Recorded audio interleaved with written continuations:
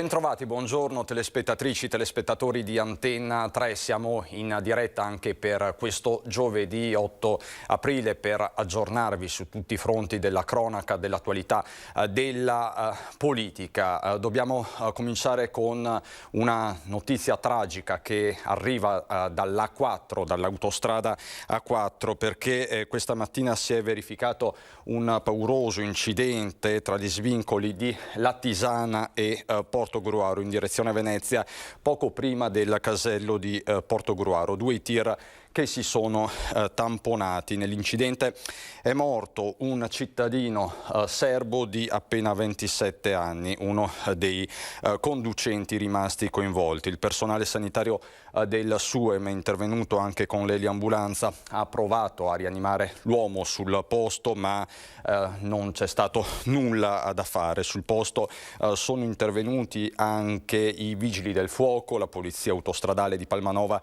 e gli ausiliari del traffico. La A4 è stata chiusa allo svincolo di Lattisana con gli utenti che hanno preso d'assalto la viabilità ordinaria lungo la statale 14 e la strada ferrata. Caos, scene di caos questa mattina a Portogruaro per i mezzi incolonnati. La situazione è rientrata poi nella norma nel corso della mattinata.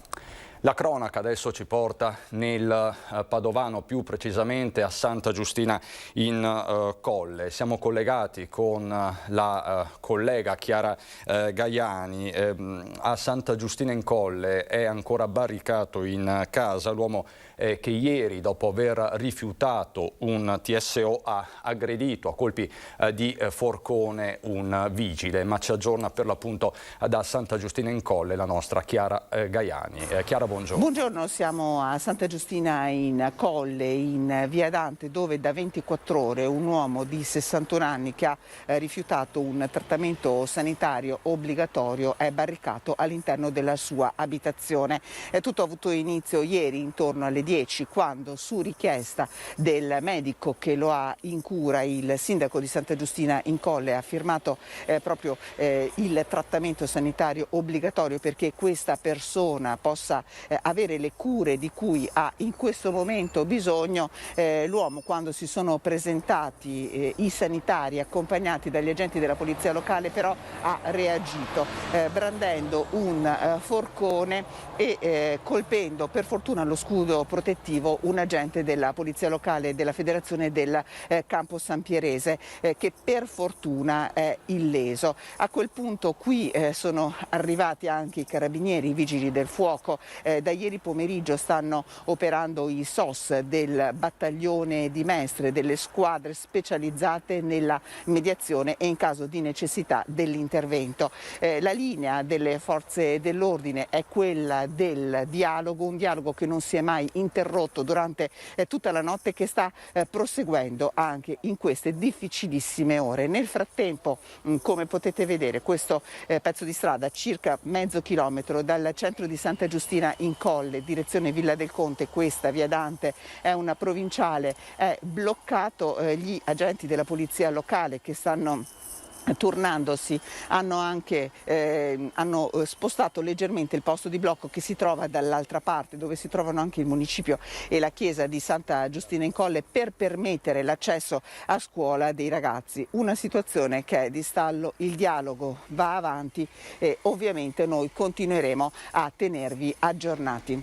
Se non ci sono domande dalla redazione, io vi restituirei da Santa Giustina in Colle la linea. Grazie davvero Chiara, ovviamente ci aggiorniamo nel corso di questa diretta. Questa la cronaca di giornata, c'è poi il tema che sta interessando non solo il nostro paese ma l'Europa intera dopo la conferenza stampa di ieri di EMA con l'ok di fatto ad AstraZeneca, l'ennesimo ok verrebbe da dire, quindi qui vedete nelle immagini Vaccini, la direttrice dell'EMA europea, che ieri per l'appunto ha detto che al momento non sono stati identificati segnali di rischio di eventi trombotici per i vaccini. Una rassicurazione importante che era attesa, che poi è stata recepita ieri sera anche da AIFA, l'Agenzia Italiana del Farmaco. C'è stata una conferenza stampa poi convocata ieri sera alle 21 da parte del CTS, dell'Istituto Superiore di Sanità. È stato delineato un quadro rassicurante, hanno parlato Locatelli e poi anche il professor Rezza, che in particolare si è concentrato su quanto sta accadendo in Gran Bretagna, dove sapete il vaccino AstraZeneca è stato somministrato a buona parte della popolazione e sta funzionando. Sentirei Rezza proprio su questo aspetto particolare. Questo di AstraZeneca non lo dimentichiamo, un buon vaccino. I dati inglesi che ricordava prima Nicola Magrini ce lo confermano, anche con una sola dose gli inglesi hanno ottenuto un effetto di popolazione veramente formidabile. Hanno abbattuto la morbidità e la mortalità in maniera eccezionale, contano purtroppo ancora, ma poche decine di morti. Noi oggi abbiamo avuto oltre 600 decessi nel Paese riportati, che è una cifra enorme. Così ieri sera Giovanni Rezza, che è direttore generale della prevenzione presso il Ministero della Salute. Come sapete poi ci sono delle indicazioni consigliate da parte di AIFA per quanto riguarda la somministrazione di AstraZeneca, che adesso è consigliata agli over 60. Oggi sentiremo anche l'aggiornamento da parte del governatore Zaia alle 12:30, perché di fatto poi le campagne vaccinali dovranno in qualche modo riposizionarsi. Ma abbiamo il primo ospite di giornata, lo vedo già collegato, lo saluto e lo ringrazio, il sindaco di Spresiano Marco Della Pietra. Buongiorno sindaco. Sindaco Della Pietra, che nei giorni scorsi ha di fatto annunciato via social di avere il Covid, di essere positivo e attualmente in quarantena. Sindaco che sta tenendo anche un diario social di fatto sull'evoluzione di questo suo stato. Sindaco, innanzitutto come sta? Ma stavo meglio una settimana fa sicuramente, però oggi posso dire che sto discretamente bene, al netto di qualche disturbo allo stomaco, male alle ossa e zero gusto. C'è qualche... ecco. Per il resto... Quindi sindaco sì, non ha più febbre? No, da ieri non ho tanto meno, quindi sì, bene. E come ha scoperto di essere positivo? Ci racconti un po', la sua storia è quella probabilmente di tanti, ma è significativo che un sindaco ci metta la faccia e lo racconti. Com'è andata, sindaco? In realtà per scrupolo domenica sera, scusate, lunedì sera non mi sentivo molto bene, avevo qualche linea di febbre. Ho detto andiamo a fare un tampone, che forse è il caso, ma proprio per scrupolo, davvero. Non pensavo di avere il Covid, pensavo fosse un banale... C'è qualche problema di... C'è qualche problema di linea, sindaco? Vediamo se riusciamo mi sa anche a me. Vediamo se riusciamo un attimo a ripristinare. Facciamo così, ritorniamo alla conferenza stampa di ieri sera, dove si è pronunciato in maniera molto netta anche Locatelli, Franco Locatelli, che ha parlato appunto di AstraZeneca, della seconda dose e del fatto che saranno garantite le seconde dosi di AstraZeneca. Nel frattempo tentiamo di ricollegarci con il sindaco.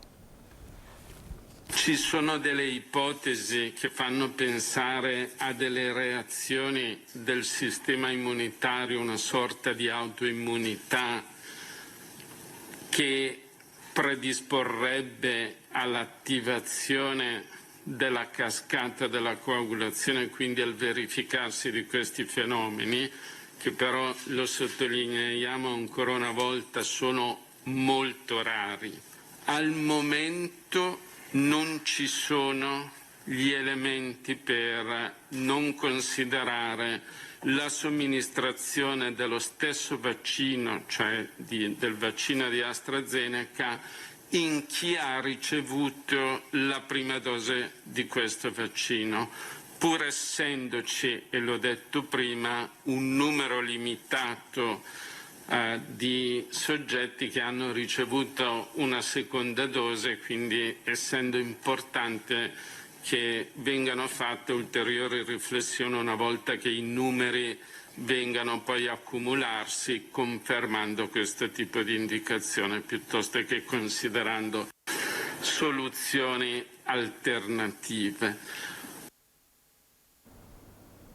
Ecco, così Franco Locatelli, che ha fatto un po' il punto di AstraZeneca, di questo vaccino che è partito male e procede peggio, è inutile negarlo. Ci sono queste rassicurazioni, resta da capire se serviranno. Vedo che è ritornato con noi il sindaco della Pietra. Sindaco, adesso mi pare sia tutto a posto. Ci raccontava appunto di questo tampone positivo domenica sera. No, lunedì. Lunedì. Sì, che dopo, altrimenti si contano i giorni da prima, poi dopo mi tocca avvisare altre persone come contatti. Esatto, perché no. Poi da lunedì sera immagino sia partito anche il contact tracing.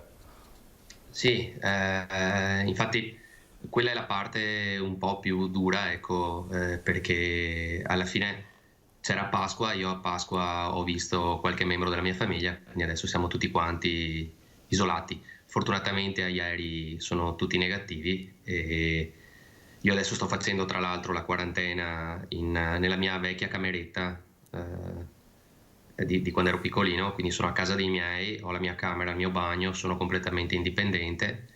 E quindi ho Alessandra, mia moglie, e la piccolina a casa da sole, chiaramente con tutto il vicinato a coccolarle, però ecco, siamo distanti, quindi ecco, è un po' dura. Ha scelto quindi di isolarsi proprio del tutto, fondamentalmente a casa dei suoi genitori. Quindi Devo tutelare tutti, quindi... la sento molto provato, sindaco. Ma è più a livello, cioè mi girano un po' le scatole, ecco. Non so come l'ho preso, sono sempre stato attento, quindi è quello più che altro. C'è un po' di frustrazione da questo punto di vista, questo è poco ma sicuro. Poi devo dire che io ho avuto testimonianze di vicinanza che non vi dico, per cui se il virus si curasse, lo dicevo ieri, se il virus si curasse con le dimostrazioni d'affetto sarei già negativo da mo', no? Sono arrivati tanti attestati, insomma, ha sentito la comunità vicina, questo è importante. Oggi mi hanno portato il pranzo, non faccio pubblicità per dire chi me l'ha portato, ma oggi mi hanno portato il pranzo, per cui... sì. Che cosa? Se ce lo dica. Allora, mi hanno portato della pasta fatta in casa con una crema di baccalà e dei pomodorini confit, quindi una roba anche... Praticamente ho già detto chi me l'ha fatto, dicendo così. No, però davvero... Però buon appetito, ma insomma comunque ha appetito in questo momento, è positivo anche questo, perché leggevo nei suoi post la pastina in brodo e quant'altro. Quindi è ritornato un po' di appetito. Sì, l'appetito è tornato, i gusti non sono proprio così spettacolari, però sì. Senta, al di là di questo però, al di là di questa sua esperienza personale importante, resta il messaggio, ovvero che si tratta di un virus molto subdolo. Sì, ma guardate, davvero è frustrante averlo preso. Io adesso non è che mi senta un poco di buono, ci mancherebbe, però caspita, dici, arrivare fin qua e prenderlo adesso, dici, ma boh. Poi ne senti ogni giorno su queste varianti, per cui anche quello crea un po' di tensione, ecco. Fin tanto che non leggo negativo sul tampone, chiaramente sei sempre sul chi va là, non sai mai cosa possa succedere. Lei tra l'altro, perché ne abbiamo parlato anche altre volte, confida molto nella scienza e anche nel vaccino. Come la vede questa partita che si sta giocando, AstraZeneca sì, no, questo stop and go continuo? Ma io, se mi avessero chiamato anche una settimana fa a fare AstraZeneca, l'avrei fatto, ve lo dico chiaro e tondo. Anche perché, ripeto, non si è ancora ben capito come curare questa cosa, no? Adesso al netto dei vaccini io non vedo tante strade, poi ognuno dice la sua e non sai bene chi seguire. Io chiaramente mi affido al mio medico di base, ma vedo che è un po' come quando gioco alla nazionale, adesso sono tutti medici, no? Per cui sì, se ci fosse stato... Allora, Sindaco, io la ringrazio per questa sua testimonianza. Ci teniamo ovviamente aggiornati, lei sta tenendo questo diario sui social, lanciando sì, vabbè, anche... è una cosa carina, anche per passare un po' il tempo, perché sennò non davvero, passa mai. Pensi solo al virus e non passa mai. Appunto, e quindi ci teniamo aggiornati. Grazie davvero, Sindaco. Buon proseguimento di giornata. Grazie, arrivederci.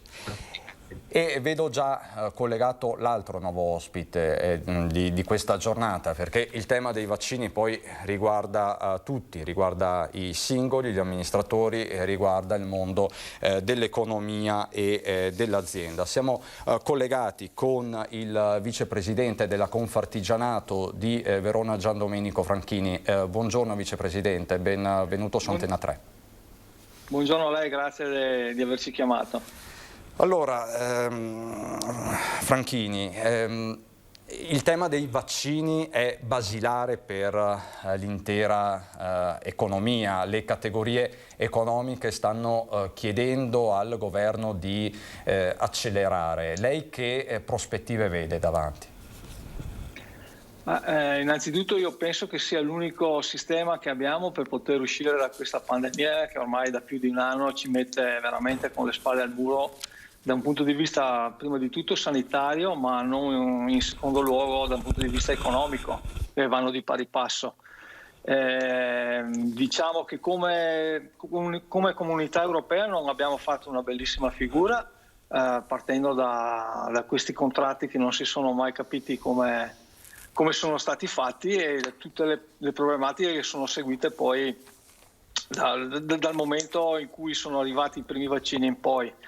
La dimostrazione è anche nel fatto di questo continuo tira e molla con AstraZeneca. Io la penso esattamente come il sindaco di prima: se mi chiamassero domani mattina a fare AstraZeneca ci andrei tranquillamente senza nessun problema, perché credo che la scienza abbia fatto già un miracolo a mettere in campo un vaccino dal primo minuto. Come Confartigianato Imprese Verona, ma non solo, con tutte le nostre consorelle del Veneto, abbiamo messo a disposizione anche le nostre sedi se necessario per essere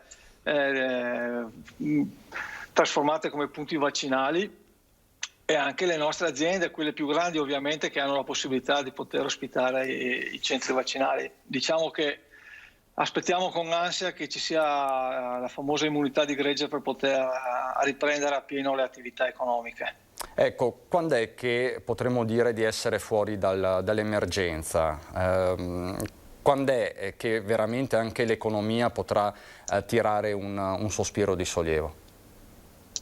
Guardi, la cosa più drammatica di questo anno di pandemia, al netto del fatto che probabilmente nessuno si aspettava una cosa del genere, è che l'unica certezza che abbiamo è l'incertezza, e per l'economia, per le imprese, avere questo senso di incertezza, di non sapere esattamente cosa si deve fare, è quella che ci uccide. Non possiamo programmare niente. Io penso alle imprese, quelle del settore del turismo e non solo, perché le nostre imprese artigiane della filiera, dell'agroalimentare, delle pulizie, delle lavanderie che servono gli hotel, come fanno a mettere in piedi dall'oggi al domani la loro riapertura, la loro attività, e di conseguenza tutto quello che ci va dietro, per cui non esistono comparti sani e comparti ammalorati rispetto alla pandemia.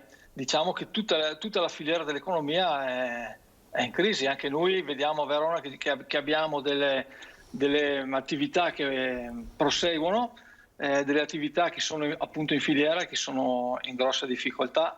Faccio l'esempio del settore della moda, che ha risentito veramente di un momento di difficoltà inimmaginabile. Qui tra l'altro abbiamo circa il 32% delle aziende a rischio rispetto al futuro, per cui l'incertezza, ripeto, perché penso che sia veramente la cosa principale, è quello che ci permette. Le porto un esempio molto banale.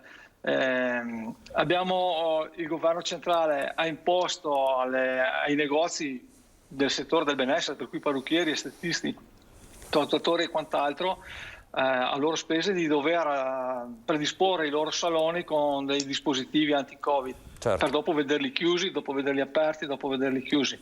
Non a caso in questi giorni stiamo facendo una raccolta di firme come Confartigianato Imprese, insieme anche ad altre associazioni, perché ci sia la riapertura definitiva anche in zona rossa, con tutti i meccanismi del caso, le sicurezze di tutto il settore del benessere. Certo, chiedete delle rassicurazioni definitive per evitare questi stop and go continui. Tra l'altro, per quanto riguarda i parrucchieri, queste ultime settimane hanno portato a un'esplosione del fenomeno dell'abusivismo.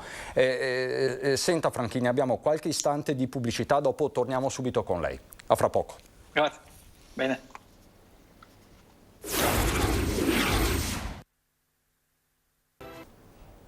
Di nuovo in diretta, in attesa di collegarci fra qualche minuto con l'unità di crisi di Marghera e il governatore Zaia per fare il punto della situazione anche all'indomani delle varie decisioni su AstraZeneca. Questa sera intanto alle 18 è prevista una conferenza stampa del Premier Draghi, e c'è anche un'altra notizia che sta rimbalzando sulle agenzie, perché questa mattina il ministro del turismo Garavaglia ha detto che il 2 giugno potrebbe essere la data effettiva, definitiva, per programmare la riapertura del turismo. E chiedo al mio ospite, al vicepresidente della Confartigianato di Verona, Giandomenico Franchini, se questa data potrebbe andare bene perlomeno per questo comparto che a Verona è strategico, tra Città d'Arte e Lago di Garda, e non solo.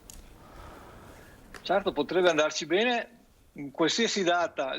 Questa è abbastanza vicina, anche se non proprio vicinissima. La cosa più importante è che sia definitiva.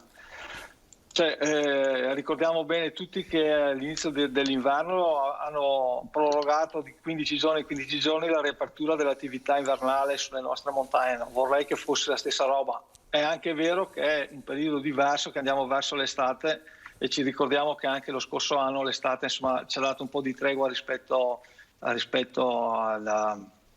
Covid.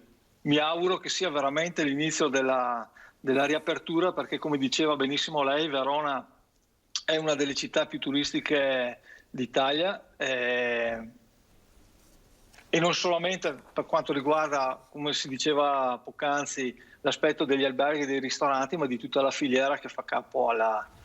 Noi abbiamo visto che sul Lago di Garda, ad esempio, le imprese di manutenzione, che di solito nei mesi che vanno da gennaio alla riapertura di maggio della zona del lago di Garda normalmente sono impegnatissime, quest'anno sono rimaste un po' alla porta, anche perché anche i ristoratori, gli albergatori, i campeggiatori, prima di fare degli interventi di manutenzione ordinaria o straordinaria, ci hanno pensato più di una volta, insomma, prima di investire dei soldi, non avendo la certezza della riapertura, per cui ben venga che il 2 giugno sia l'apertura definitiva e che rimanga, virus permettendo, perché siamo perfettamente consci che la salute viene prima di tutto, ma come dice qualcuno, se non moriamo di Covid moriamo di poco lavoro e di economia. A proposito, Franchini, sicuramente le ha viste, ce le abbiamo, possiamo anche riproporle, le immagini delle proteste di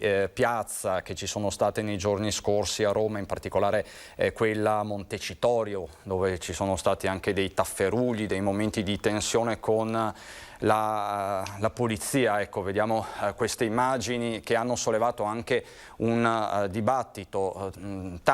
Tutti, quasi tutti condannano la violenza, però il problema resta. Lei che cosa ha pensato quando ha visto queste immagini?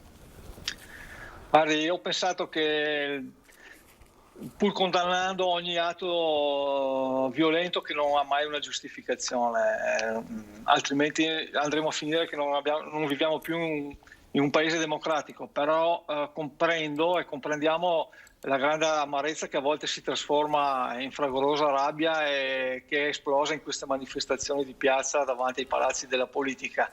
Ma ripeto, la violenza non va mai bene, la protesta sì. Io ricordo che per protestare contro la chiusura dei negozi del benessere e la chiusura rispetto ai codici Ateco che c'è stata nella prima ondata lo scorso anno, noi abbiamo fatto una manifestazione a Verona, però l'abbiamo fatta virtuale, eravamo in diretta dal municipio di Verona con il sindaco Sboarina e il presidente Ciro Maschio, e abbiamo coinvolto, si sono collegati nel raggio di mezz'ora di manifestazione 500 imprese, per cui voglio dire il malessere esiste e, come dicevo prima, abbiamo bisogno di certezze, ci diano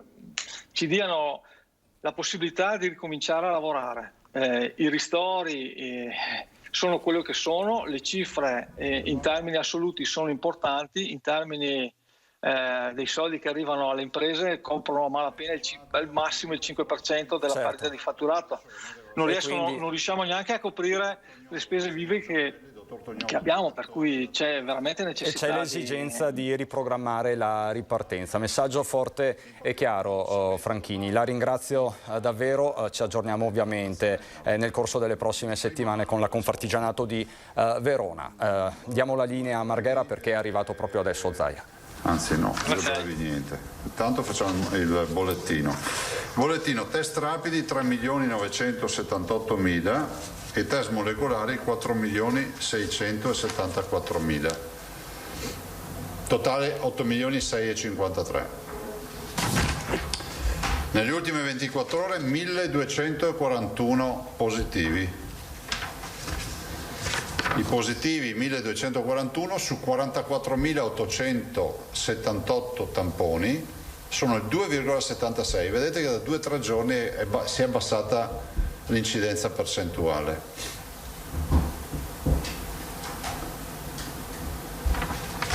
Il numero di positivi dall'inizio sono 392.294, ovviamente questo è un numero che cresce di giorno in giorno perché non conta le negativizzazioni, facciamo il totale di positivi, che se ci pensate bene facciamo che siano 400.000, sono 200.000 asintomatici ma 200.000 hanno avuto sintomi, dei quali 5,420 vuol dire che almeno 20.000 sono passati per gli ospedali, tant'è vero che, tanto per dire che i conti tornano sempre, dimessi 18.000. 34.000, invece questo è un numero che continua a calare, i positivi di oggi. Eravamo 39.000 sabato scorso. 39.139. Quanti sono i ricoverati in questo momento? 2.268, esattamente 200 in più rispetto al picco del 31 marzo. meno 30. E oggi c'è questo dato importante di questo meno 30. I 2.268 sono così distribuiti: 1.947 in area non critica e 321 in area critica. Sono meno 28 persone nei ricoveri e meno 2 nelle terapie intensive. Terapie intensive che sommate a quelle non Covid, che sono 266, sommano alla fine 587 posti occupati. 587 che è dato dalla somma di questi due valori. I deceduti sono 24 nelle ultime 24 ore. Allora, scusate.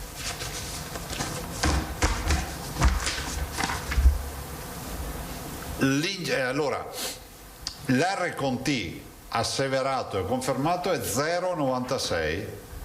Ieri vi abbiamo dato delle anticipazioni. L'incidenza confermata è 160,3. Quindi avete visto, abbiamo avuto un buon calo.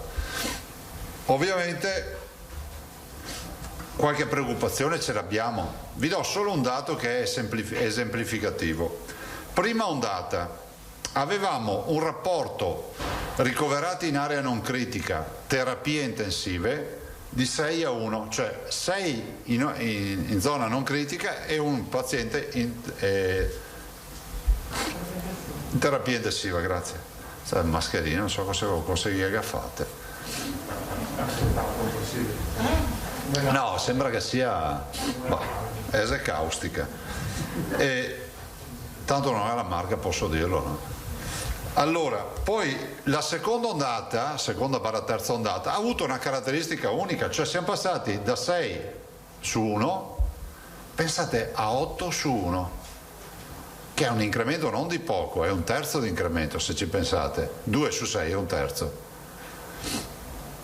Quindi il 33% di incremento di area non critica su terapia intensiva. Quindi nella seconda ondata abbiamo avuto 8 pazienti in ospedale, in cura, e il rapporto era con 1 in terapia intensiva. In questa ultima ondata cosa sta succedendo? Si è rovesciato il rapporto. Abbiamo 5,5 pazienti in area non critica su un paziente in terapia intensiva. Allora abbiamo avuto la prima ondata, la seconda abbiamo avuto un picco di ricoveri in area non critica e siamo stati bassi in terapia intensiva. In questa abbiamo l'area non critica che è precipitata giù, ma cresce la terapia intensiva. Perché 5,5 su 1 vuol dire che il rapporto è a favore della terapia intensiva rispetto a 8. Ancora oggi, lo voglio ricordare ai Veneti, noi ricoveriamo mediamente 80-100 persone al giorno. E se calcoliamo che mediamente 10-15%, ci sono anche delle USC che arrivano a 20, ma direi 10-15% finiscono in terapia intensiva, vuol dire che i nostri pazienti che sono stati presi in carico, 100 fra l'altro, 100 nelle ultime 24 ore, perché voi vedete il dare e avere, no? Con i dimessi, ma io vi dico i pazienti diciamo freschi entrati nelle ultime 24 ore sono 100, vuol dire che 13, 10, 15, facciamo 13, saranno in terapia intensiva fra magari qualche giorno o fra qualche settimana. Perché il rapporto tra il ricoverato, diciamo come dato grezzo, e la terapia intensiva è sempre di un 10-15% e finisce in terapia intensiva. Quindi finché non iniziamo a calare in maniera vistosa i ricoveri, non caleremo nelle terapie intensive e quindi non caleremo nella mortalità. Vi ricordo che sopra i 60 anni 3 persone su 100 purtroppo rischiano di perderanno la vita se si contagiano. Ma se è vero che io ho 100 ingressi in ospedale al giorno, 80-100, con un trend a diminuzione ma non ancora marcato, è altrettanto vero che ho condizioni tali per cui si creano opportunità di contagio per mandare 100 persone, perché noi sappiamo che 100 persone rappresentano il 5% dei contagiati virtualmente di quel giorno, giusto? Quindi se sono 100 vuol dire che quel giorno, quanto adesso mi metto a fare il conto dopo potremmo anche tentare di farlo, nel senso che se il 5% sono 100 persone e il 10% sono 200, sono 2000 persone, 5 per 2 è 10, giusto? Quindi vuol dire che 2000 persone che si contagiano, me ne mandano 100 in ospedale e so che di 2000 persone che si contagiano 13 finiranno in terapia intensiva. Questa è la catena, sempre per l'ottica di totale diviso per 2 sintomatici e asintomatici e così via. Detto questo, vi dico che abbiamo fatto una lunga riunione anche stamattina con i nostri direttori generali, c'è anche il dottor Tognolo fra l'altro che poi ci ha raggiunto, che ringrazio, e abbiamo parlato, insomma, oggi è una giornata felice per noi perché abbiamo fatto oltre 34.000 vaccini, anzi adesso se vuol dare i numeri, anzi nel senso dare i numeri. 34.681 nelle ultime 24 ore, siamo al 77% della copertura degli over 80, di queste 34.681, 27.510 sono prime dose, 7.171 sono cicli completi, siamo oltre il 1.065.000. Insomma stiamo facendo un ottimo lavoro. Ovviamente abbiamo 199.000 vaccini a disposizione, in questo 199.000 stamattina. Quindi per fine serata saranno meno di 160, saranno sui 160.000, cioè noi li divoriamo i vaccini, dei quali 80.000 quanti erano Astra stamattina? Allora, 68.000. 68.000 Astra, 93.000 Pfizer e 37.000 Moderna. Ma per dirvi cosa? Per dirvi che ci vorrebbero più vaccini. Il lavoro è ottimo, si sta andando avanti. Domani mattina avvisiamo tutti i veneti che i nostri direttori alle ore 11 faranno una conferenza stampa nei loro territori per parlare della vaccinazione e di tutto quello che accadrà. Però oggi io ho voluto portare assieme all'assessore anche quello che è stata la nostra partecipazione alla riunione di ieri sera. Ieri sera ci siamo incontrati con il governo, la partita di AstraZeneca la conoscete, allora abbiamo capito che EMA, come si può dire, quando c'è brutto tempo evita di uscire di casa, nel senso che vedo che EMA ha detto che gli stati membri decidano, è questo sistema di decidere, cioè, hanno detto questo, decidono gli stati membri, per carità noi decidiamo, stamattina abbiamo fatto una riunione con i direttori, siamo tutti d'accordo, poi ne viene fuori una raccomandazione di utilizzare il vaccino al di sopra dei 60 anni, dove c'era, diciamo, sono dati anche che ci dicono oggi che si può utilizzare, ok, ma io non mi sento di dire che sotto i 60 anni, siccome la parola raccomandazione vuol dire obbligatorietà, a non usarlo sotto i 60 non lo si fa. Allora il Veneto ha deciso in questa fase di non far più vaccini AstraZeneca sotto i 60 anni. I richiami, anche su mia richiesta, anzi ho fatto io la richiesta, che fosse chiarito, il Ministero ha chiarito che i richiami AstraZeneca sono AstraZeneca su AstraZeneca, a prescindere dall'età, perché se uno l'ha già fatto vuol dire che non ha avuto problemi. Bisogna ricordare ai cittadini che i dati che noi abbiamo sono dati che ci parlano di milioni di vaccinazioni e 18-19 casi, cioè stiamo parlando di questo, cioè l'incidenza è infinitesimale su casi che ancora vengono definiti sospetti o si parla di possibili correlazioni. Adesso verranno inseriti anche nel bugiardino, immagino. Poi insomma la stampa ci ha arricchito di tutti questi dati statistici dell'incidenza di queste. Ovvio è che resta sempre valido un aspetto fondamentale, che c'è più rischio di morire di Covid che di vaccino. Questo è bene saperlo, ma il rischio non è che uno dice ho una possibilità su 2 di morire di Covid e ne ho 1 su 3 di morire di vaccino. No, la differenza è abissale, cioè il rischio di morire di Covid è di gran lunga più alto di avere un guaio con un vaccino. Questo ce lo dice la comunità scientifica. Quindi avvisiamo i cittadini, 1, che sotto i 60 anni in questa fase, in via precauzionale, accogliendo le indicazioni avute, voi avete visto che si parla di queste trombosi venose profonde a livello addominale, a livello cerebrale, eccetera, ma stiamo parlando non di migliaia di casi, stiamo parlando di casi segnalati che sono, adesso avevo anche i numeri prima ma non me li ricordo più. Per questo lo facciamo in via prudenziale, sotto gli under 60 no. Sopra i 60 anni sì, a meno che non ci siano medici che prescrivono per comorbidità, per problemi, insomma i soliti discorsi che facciamo sempre in fase di anamnesi, e ovviamente tutti i fragili a prescindere dall'età, e tutte delle disabilità, insomma coloro che hanno problemi per i quali abbiamo sempre identificato il tema del Pfizer e Moderna.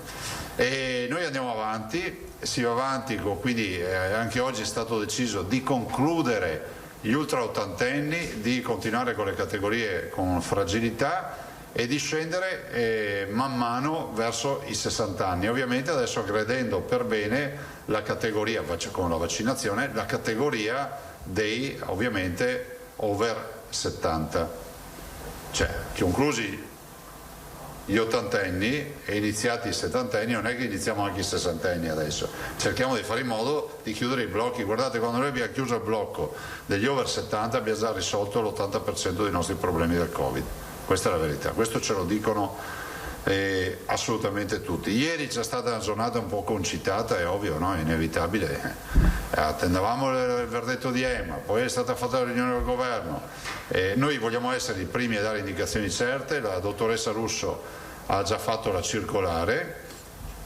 che dirà e dice quello che vi ho detto io. Ieri mi diceva il dottor Tognolo che il nostro call center ha avuto più di 8.000 telefonate di richiesta di informazioni, beh, giustamente i cittadini chiedono informazioni. Il vaccino funziona, perché poi io ho tentato di informarmi, di leggere, si parte da un presupposto che il vaccino dà una grande risposta anticorpale.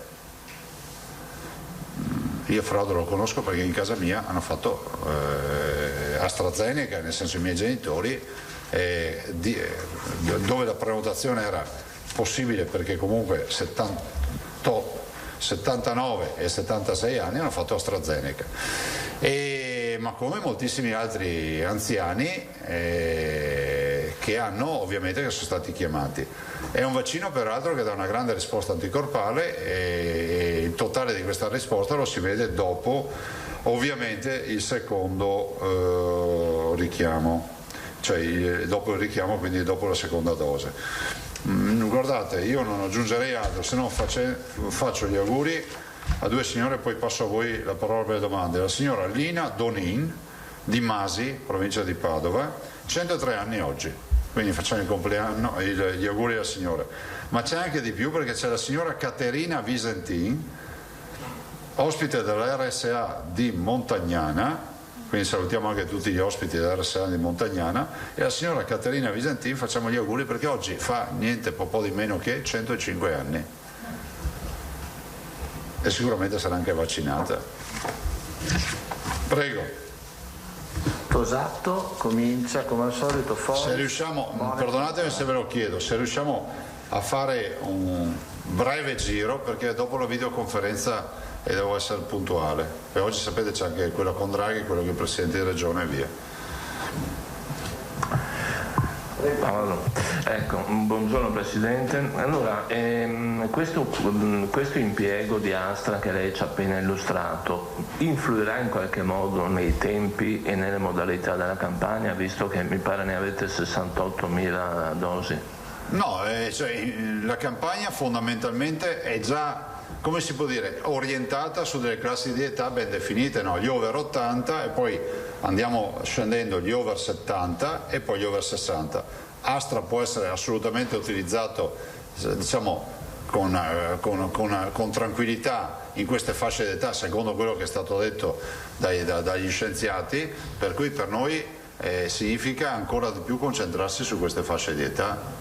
Prima Astra invece veniva utilizzato, in teoria poteva venire più disperso, no? Pensate alle categorie essenziali, si potevano fare insegnanti e le forze di polizia eccetera. Adesso ovviamente non avranno più questo, a meno che non siano richiami.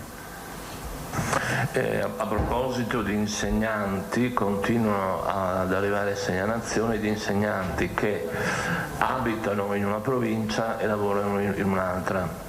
questo fa sì che il sistema non riconosca la loro richiesta di vaccinazione. Era stato detto che il problema era risolto, però adesso questi dicono che le prenotazioni sono state chiuse, per cui si trovano in difficoltà. Prima, non so adesso se con la prenotazione c'è questo discorso qua, prima noi abbiamo sempre applicato, e poi tutte le regioni hanno applicato, la sede lavorativa e mai la sede di residenza, anche quelli che erano fuori dal Veneto, quindi c'era questa. Non so se con il sistema, se uno si prenota con il sistema invece viene individuato probabilmente nell'USL, adesso questo non lo so, però comunque noi continuiamo, insomma lo risolveremo, insomma sempre come abbiamo fatto finora, sede lavorativa e non residenza, quindi vuol dire anche fuori regione. C'è una discussione a livello nazionale su come poi cercare di conteggiare quelli che vengono fatti chiaramente fuori regione. Ecco, io ho un'ultima cosa che riguarda il personale sanitario non vaccinato. Sì, lo stiamo vaccinando. Ah, ecco, perché lì era stato a ore. Sì, ma non quelli non vaccinati, come dire, per ritardi o per... Quelli che non si sono voluti vaccinare. Certo. Sono poco meno di 10.000 in tutto il Veneto. Ecco, lì la ricognizione com'è andata? Cioè, cosa avete appurato? Siccome si diceva, vediamo se... C'è richiesta di vaccinazione. C'è richiesta? Sì, assolutamente sì. Diciamo che il decreto ha avuto degli effetti. Il decreto ha avuto effetti. Abbiamo avuto richieste, tante anche. E ci sono anche resistenze, dinieghi? No, nel senso che voi sapete che c'è tutta una procedura, come vi ha detto la dottoressa Russo, con la contestazione, l'avviso, eccetera.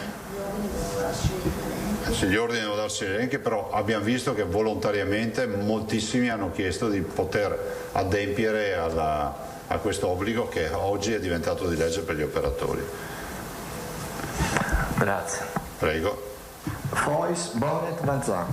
Buongiorno Presidente. Buongiorno. Volevo farle una domanda per quello che riguarda la ripresa anche economica della nostra regione e soprattutto nel settore turistico, perché la giunta regionale sta studiando, se non erro, un sistema di copertura assicurativa per i turisti che verranno qui nel caso contraessero il Covid durante la vacanza, sullo stile di quello che sta accadendo in Spagna. No, ma è ancora da definire questo. Ho visto che l'assessore ne ha parlato, ma non è sì, ancora... infatti volevo chiederle a che punto, com'era la... No, non è ancora definito. Ho capito. Va bene, grazie. Cioè, lo stiamo definendo, ma non è ancora definito. Prego? No, nel senso che non è ancora una roba, cioè va annunciata quando è definita, cioè così, giustamente poi diciamo che c'è un blocco di marmo grezzo ancora. Presidente, salve, due domande.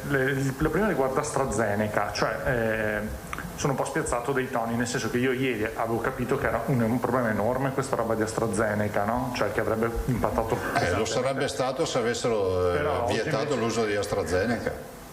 Però di fatto così è, nel senso che lei ha dato a disposizione che non si usa sotto i 60 sopra anni. i 60 anni noi abbiamo una popolazione di quasi 2 milioni di cittadini. Se mettiamo gli over 60 più i fragili, i vulnerabili eccetera, noi comunque prima di arrivare agli under 60 da vaccinare ne abbiamo quasi 2 milioni prima da fare. Nel frattempo arrivano anche nuovi vaccini, cioè insomma se ci diamo delle priorità, se decidiamo che dobbiamo vaccinare tutti a prescindere dall'età, allora vi dico che è un problema, perché dai 60 in giù abbiamo solo 2 vaccini da utilizzare, che utilizziamo per i richiami, Pfizer e Moderna, per i vulnerabili eccetera ce ne restano pochi. Quindi diciamo che con questa fissazione della soglia a 60 anni si riesce a far quadrare la campagna, diciamo. Sì, e soprattutto io spero che sia uno stimolo per chiudere il target over 60, o meglio ancora over 70 in questa fase. È certo che è un problema, ma il problema del vaccino è sempre più grande. Cioè se noi non abbiamo dosi non si va avanti con le vaccinazioni. No, certo.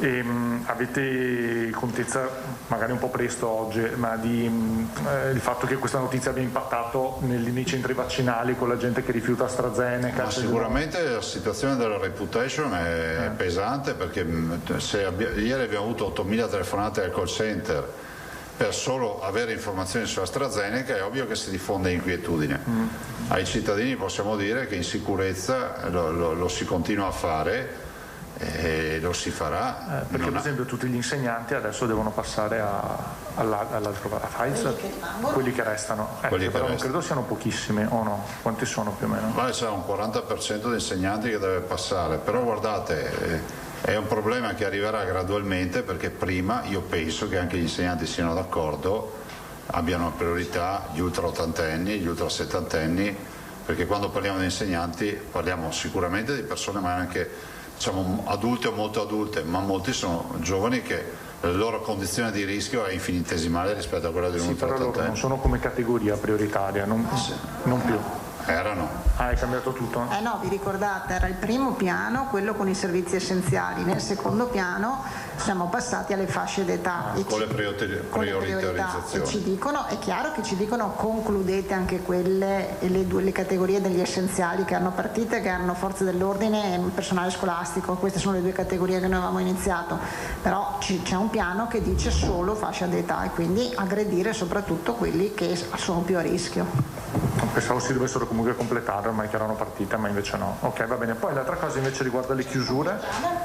Presidente, domani c'è l'incontro con Draghi. Avete trovato con le regioni, diciamo così, una posizione comune su questo tema, aperture, chiusure, parametri? No, perché abbiamo un incontro adesso, io salgo, abbiamo un incontro preparatorio all'incontro con Draghi. Ok, la sua posizione resta quella che ci ha detto 2 giorni fa. Resta quella del buon senso, della gradualità, ma comunque di affrontare questa nuova stagione che non può essere ancora la stagione di chiusura senza se e senza ma. Attenzione, chi predica la chiusura sicuramente, come si dice, lo fa su una base scientifica, perché se dicessimo a tutti i cittadini chiudetevi in casa con 2 giri di chiave, sicuramente vedremo precipitati i contagi. Io invece dico un'altra roba: se uscite mettetevi in sicurezza, evitate gli assembramenti e possiamo comunque pensare a un percorso di lenta e graduale riapertura, perché poi anche le imprese che soffrono ci chiedono dateci un minimo di prospettiva, perché non è che ogni venerdì c'è una novità, perché questa non aiuta a far crescere l'economia che è già in difficoltà. Va bene, grazie. Attenzione che io non banalizzo la situazione sanitaria di oggi, che non passi mai questo concetto in futuro, perché oggi abbiamo 2300 pazienti, che non è normalità. Fra l'altro le terapie intensive sono al 30%, sono arrivate in soglia. Sono alla soglia del 30%, invece l'area non critica è al 26%, la soglia è 40%. Per il discorso che vi dicevo prima, no? Dei 5,5 in area non critica sono in terapia intensiva, cioè cresce di più la terapia intensiva a sto giro. Aldo Avanzano. Sì. Buongiorno Presidente. Buongiorno. Quindi riassumendo, al di là delle disposizioni su AstraZeneca solo over 60, per i pazienti che invece hanno problemi di salute, patologia, fragili, disabili e quant'altro si resta su Pfizer e Moderna. Yes. Bene. E lo deciderà il medico prescrittore, certo, con l'anamnesi. Accompagnatori, i caregiver. Allora, noi abbiamo, lei ha dato 2 indicazioni in questa sede, e cioè basta con l'accompagnamento semplice, sì, perché insomma chiudiamo, aveva detto, fino a sabato scorso, domenica, poi da lunedì di Pasqua cominciamo che anche loro si devono prenotare. La pongo a lei, poi non so se risponderà eventualmente Azienda Zero. Come vengono catalogati? Perché nel portale fino a ieri non c'era un codice per dire io sono un accompagnatore del disabile, della persona cieca, paraplegica, e quindi non riuscivano a prenotarsi. Seconda cosa, ci sono indicazioni difformi che vengono date al, chiamiamolo CUP, al numero verde. Sì, continuano in che senso? a dire, nel senso che a telefonata la risposta è venga pure accompagnato con sua moglie, con suo marito, con chi c'è, e vacciniamo pure lui, poi o lei. Poi una volta in cui si presentano invece al centro vaccinale per la popolazione, la risposta è no signora, lei, o signore, lei si deve prenotare. Guarda, noi stiamo lavorando, dopo l'ingegnere Giobelli vi dirà anche dell'altro tema, al tema di prenotare anche l'accompagnatore assieme. Questa è l'idea.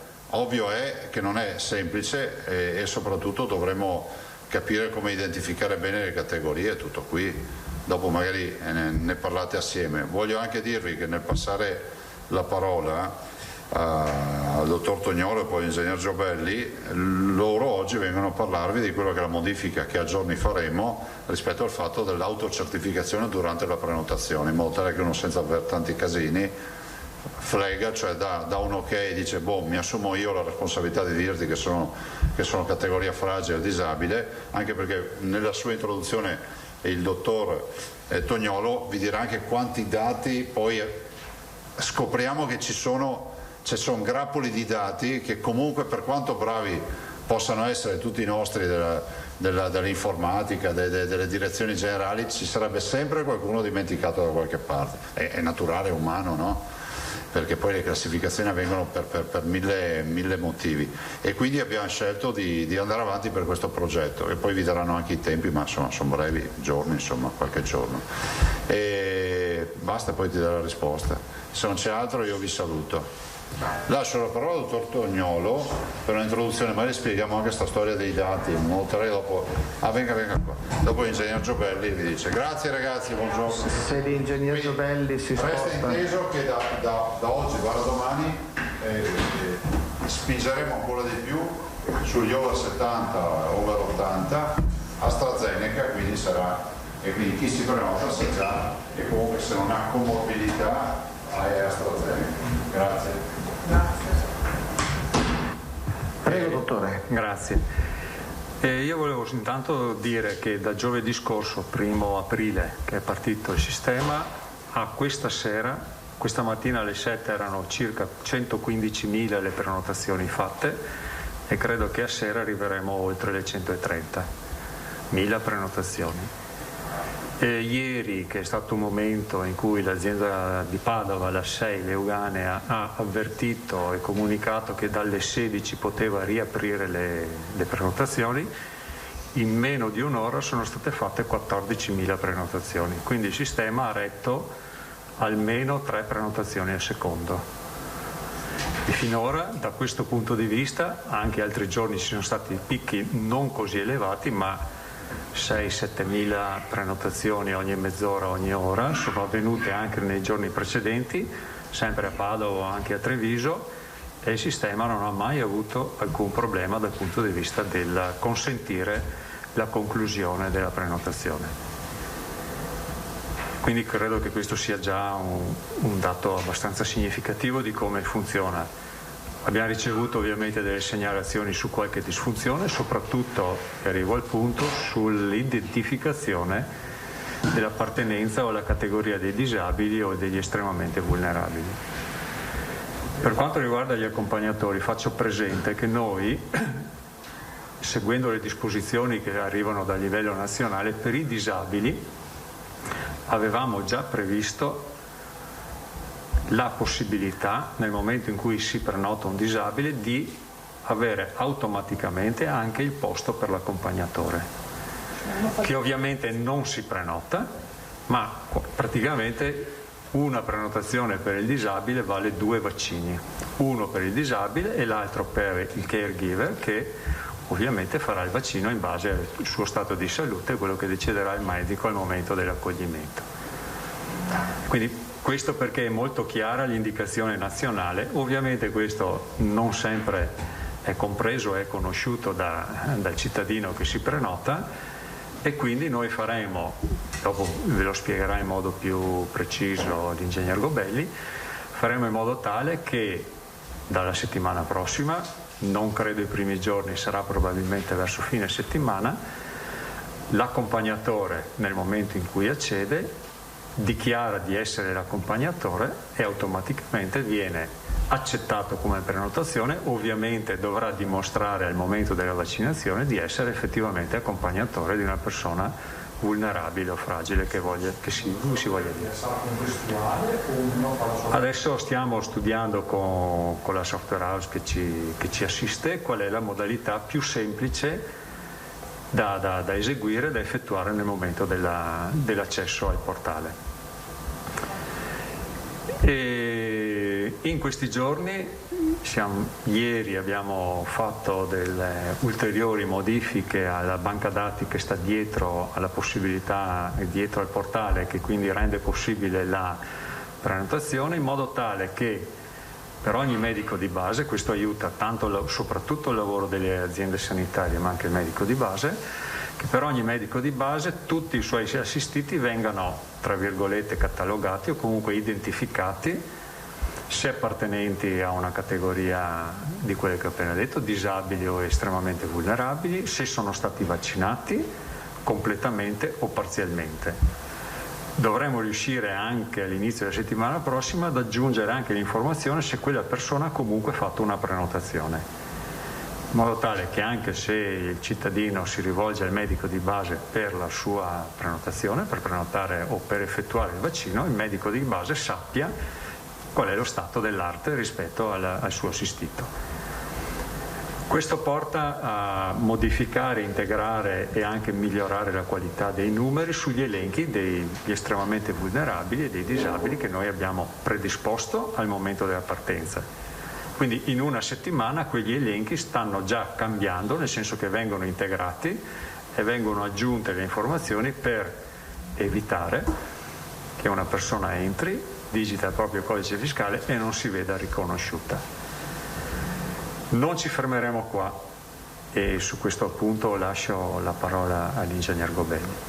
Ecco, stiamo portando avanti anche ulteriori migliorie sul portale che non saranno immediate, ma via via che arrivano o segnalazioni dall'utente o segnalazioni dai colleghi che recepiscono le informazioni per completare il processo di vaccinazione, noi li stiamo mettendo in piedi. Ingegner Gobelli. Scusa, ecco, domanda. Chiedevo ai colleghi, non è meglio che ascoltiamo l'ingegnere e poi facciamo alla fine le domande complessive? Chiedo, per me è uguale, come volete voi. Vuoi fare una domanda? Fai domanda. Come vuoi, Alda, per noi. Chiederei già, allora approfitto, dottor Toneolo. Prego. Grazie. Non ho capito una cosa, allora poi ci spiega come funzionerà per i disabili. Gli accompagnatori, allora, anche questo lo comunica, verrà con la stessa modalità. Va bene. E voi avete il numero di quanti sono i disabili o comunque, scusi, torno indietro, gli accompagnatori di disabili, non gli accompagnatori di una persona che non sta bene, perché poi funzionerà anche questo. Per i disabili la normativa li definisce caregiver, esatto, e lì abbiamo un disabile, un accompagnatore. È uno più uno? Uno più uno. Perfetto. Quindi se uno dice no, ma accompagno mio nonno. Non tutti i soggetti che rientrano nelle categorie fragili hanno la specifica dell'accompagnatore, cioè l'elenco che penso che voi avete, che è quello nazionale, vedete dove c'è scritto, c'è l'asterisco, quelli che possono usufruire del discorso dell'accompagnatore, che quindi non è per tutti. Per i vulnerabili prevederemo la possibilità che uno si dichiari accompagnatore e quando è il momento della vaccinazione viene verificato che effettivamente sia l'accompagnatore, vi spiega l'ingegner Gobelli. L'altra cosa che stiamo completando è di individuare per i vulnerabili con meno di 16 anni l'elenco dei conviventi, perché il convivente dell'estremamente vulnerabile con meno di 16 anni ha diritto alla vaccinazione. Tutti, mamma, papà, fratelli. I conviventi. Non è specificato. Quindi noi, questo ovviamente, soprattutto per questo tipo di identificazione abbiamo bisogno della collaborazione che è già stata dichiarata ed è già partita dei pediatri di libera scelta, perché il codice fiscale del figlio o della figlia non mi consente di arrivare ai genitori e ai conviventi, e invece il nucleo familiare lo conosce perfettamente il pediatra di libera scelta. Probabilmente questa fetta la daremo come vaccinazione, stiamo discutendo, abbiamo un accordo con i pediatri, perché potrebbero essere i pediatri che vaccinano i genitori dei bambini, dei ragazzi che per età non possono vaccinarsi ma che rientrano in queste categorie. E abbiamo il numero di quante sono in tutte queste persone tra disabili, vulnerabili? Non c'è un... No, allora, disabili e vulnerabili sono, gli elenchi che abbiamo completato noi sono circa 330.000, però le aziende che hanno già iniziato e hanno completato questa revisione o direttamente o interpellando anche i medici di medicina generale mi fanno pensare che arriveremo sui 400. 400.000 persone. No, io parlo di chi è o disabile o estremamente vulnerabile. Più dopo si aggiungono gli accompagnatori, se c'è titolo a vaccinarli, sia per l'una categoria che per l'altra. Allora a questo punto proseguiamo. Porto un caso concreto che mi pare però possa essere significativo per più persone, cioè c'è una lettrice che ci scrive che da ieri sul portale per la vaccinazione Covid per i nati nel 1948, quindi 73 anni, non è più possibile prenotare online, ma la vaccinazione viene affidata ai medici di base. Può essere che che la persona, l'utente, non possa prenotarsi lui online, ma venga rimandato al medico di base? Ci sono degli accordi azienda per azienda in cui sono state definite delle classi di età riservate ai medici di base, e quindi bisogna prendere realtà per realtà. A quel punto il portale, siccome il portale dal punto di vista apertura delle agende è gestito da ogni singola azienda, in funzione dell'accordo locale blocca o non blocca la possibilità di prenotazione. Questo dipende dall'accordo preso a livello di ogni azienda con i medici di medicina generale. L'upgrade, perché questa signora dice: abbiamo poi chiamato il medico di base, loro ci dice che sono pronti ma non hanno direttive su come muoversi, non sanno se devono essere loro a chiamare i pazienti da vaccinare, se dobbiamo prenotarci noi da qualche parte.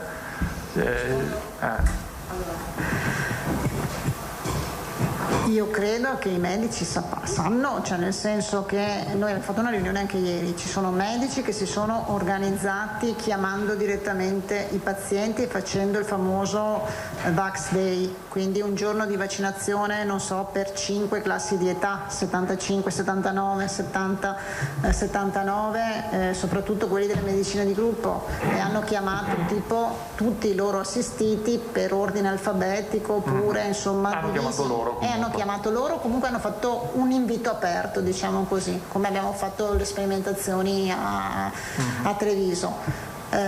Ci sono chi chiamano, prenotano, quindi i metodi sono molto legati a come si è organizzato il medico, cioè non è che le USL devono dare istruzioni rispetto alla prenotazione, a me non risulta, per quelli che loro vaccinano.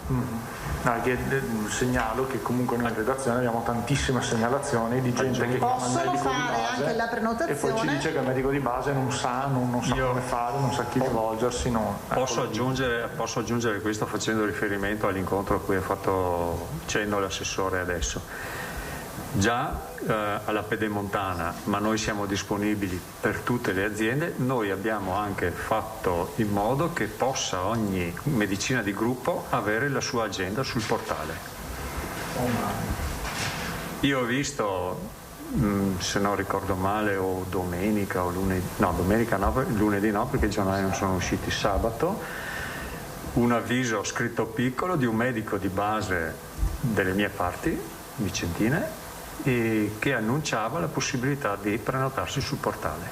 Noi abbiamo previsto anche, è talmente flessibile il sistema che ogni medicina di gruppo, se lo ritiene, se si organizza, predispone la sua agenda, ce la passa a tutti i suoi assistiti sul sistema, li vede, li può gestire, può fare tutto quello che ritiene, e quindi può anche fare in modo che i suoi assistiti si prenotino tramite portale. Per rispondere, cioè noi mi pare di capire che c'è un problema di intraprendenza dei medici di base. Stavo dicendo, per rispondere, noi nell'accordo chiaramente abbiamo previste le modalità, quindi nel proprio ambulatorio oppure negli ambulatori, nei centri servizi vaccinali, quant'altro, i target. Poi sul modello di prenotazione ogni medico od ogni medicina di gruppo si organizza, finora almeno così è stato. L'ingegnere o Tosato o Pregioni o Fois? Ingegnere, allora prego. Buongiorno. Sarebbe opportuno che così le televisioni non hanno problemi. Bene, ecco fatto. Allora andiamo con una breve introduzione o vuol subito le domande? Ingegnere, come preferisce? No, faccio un paio di premesse che secondo me è importante capire. Quindi noi abbiamo avuto il mandato di mettere in piedi questo portale e in tempi molto veloci abbiamo impostato questo portale che funziona, i numeri lo dimostrano. Chiaramente quando si fanno dei progetti così che impattano con tante persone è necessario prevedere degli affinamenti del sistema, però piuttosto di arrivare dopo 2 mesi con un sistema perfetto o quasi perfetto, abbiamo sicuramente fatto la scelta di dire partiamo velocemente con un sistema che possa dare risposte al meglio, sapendo che qualcosa sarebbe dovuto essere affinato. Questo è stata una scelta voluta, insomma. Una delle basi su cui uno dei presupposti su cui si basa questo sistema è quello di una gestione di liste. Quindi, per farlo semplice dal punto di vista del paziente, entra codice fiscale e viene subito indirizzato su quello che è previsto per quel codice fiscale. È necessario identificare, come avete intuito dagli interventi precedenti, quelle che sono le liste delle classi che si vogliono, su cui si vuole dare la priorità nella vaccinazione. Quindi anche questo affinamento delle liste è un qualcosa che sapevamo di dover fare nel tempo, insomma. Quindi purtroppo su alcune categorie come i disabili abbiamo avuto anche una fornitura di un'identificazione un po' lacunosa, e quindi con modalità organizzative varie stiamo cercando di affinare queste liste.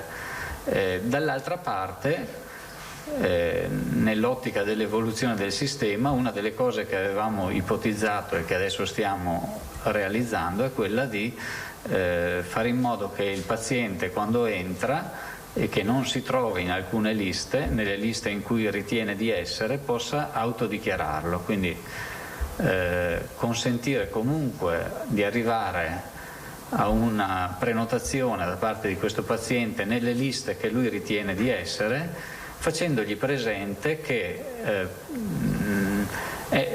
sarà necessario che lui intanto autodichiari per poter procedere che appartiene a una o all'altra lista, dall'altra parte porti anche le carte giuste nel momento in cui arriva a fare la vaccinazione, anche per cercare di far capire che evitare abusi di questo sistema, insomma, che sarebbero penalizzanti per quelle categorie che hanno veramente la priorità, insomma. Quindi vogliamo anche in qualche modo disincentivare un abuso. Ecco, quindi il meccanismo sarà semplice nell'ottica della semplicità intrinseca di questo sistema, e prevederà una forzatura con un'autodichiarazione da parte del paziente che sbloccherà e consentirà di essere prenotato, consentirà la prenotazione nelle liste in cui uno si è autodichiarato. Il sistema lo stiamo sviluppando e mettendo a punto in questi giorni, quindi già nella settimana prossima contiamo di poter dare dei risultati.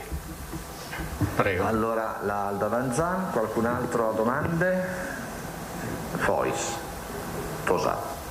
Ingegnere, allora riassumendo, per il momento rimane tutto com'è, fermo, nel senso che chi continua a prenotarsi non riesce a prenotare perché il proprio codice fiscale non è riconosciuto, quindi immagino di capire che il consiglio sia: aspettate un attimo, da metà della settimana prossima, al massimo alla fine della prossima, il sistema sarà corretto, sistemato, e quindi anche se il codice fiscale non sarà riconosciuto, io potrò, disabile, vulnerabile o quant'altro, forzare il sistema e dire: rientro in una delle categorie che ha diritto. È così? È così, salvo comunque un affinamento di queste liste anche organizzativo, in base all'apporto dei medici di base, in base a un'identificazione che viene fatta con i medici di base e dalle ULS di competenza, insomma. Questo resta comunque. Signori, questione, aspettate. Se non trova oggi, sì. La comunicazione sarà uguale per tutti, cioè sarete voi azienda zero, la regione tramite azienda zero a dire a un certo punto ok potete partire, oppure ognuno ogni giorno si deve attaccare al computer e provare? Allora, il sistema quando sarà per tutti, questo è sicuro. Non abbiamo ancora pensato a una comunicazione, però sicuramente ci sta una comunicazione in cui evidenziamo che ci sia questa... Cioè nel momento in cui sarà attiva questa opzione, non sarà per una USL piuttosto che un'altra, ma per tutte le USL. Sì, ma lo direte? Certo, o no? certo.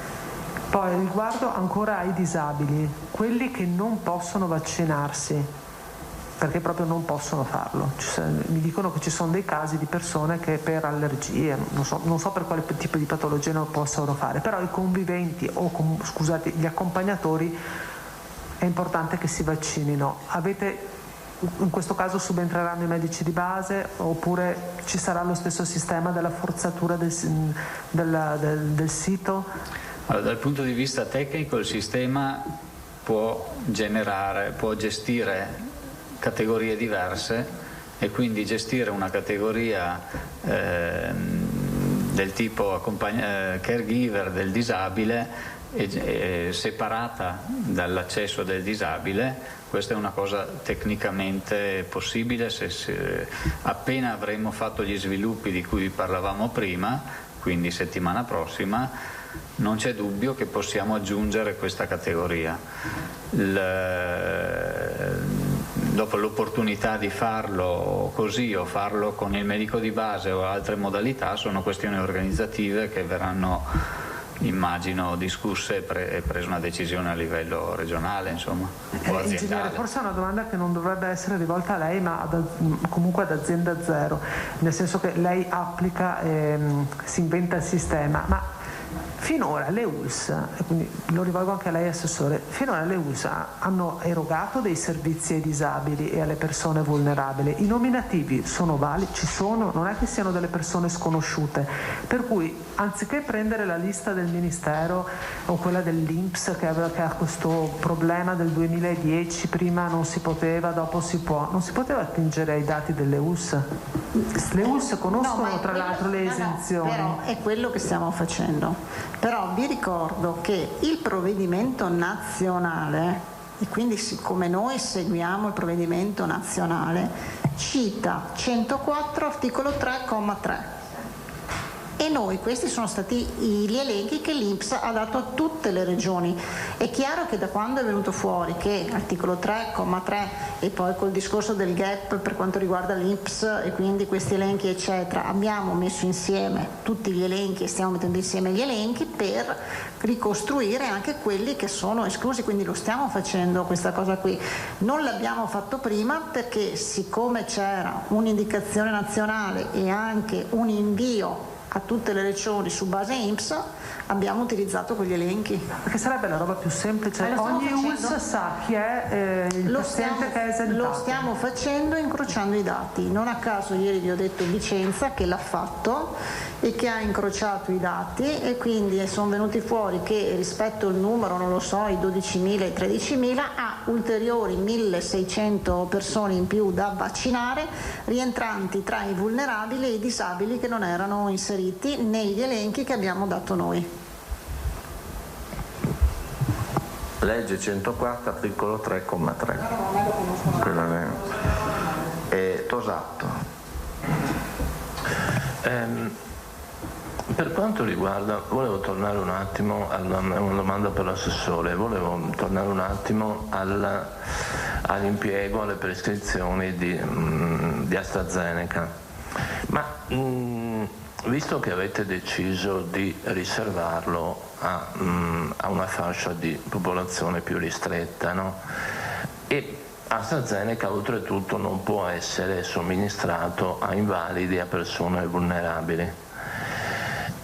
Come pensate di fare quadrare i conti rispetto alla scarsa quantità di vaccini disponibili?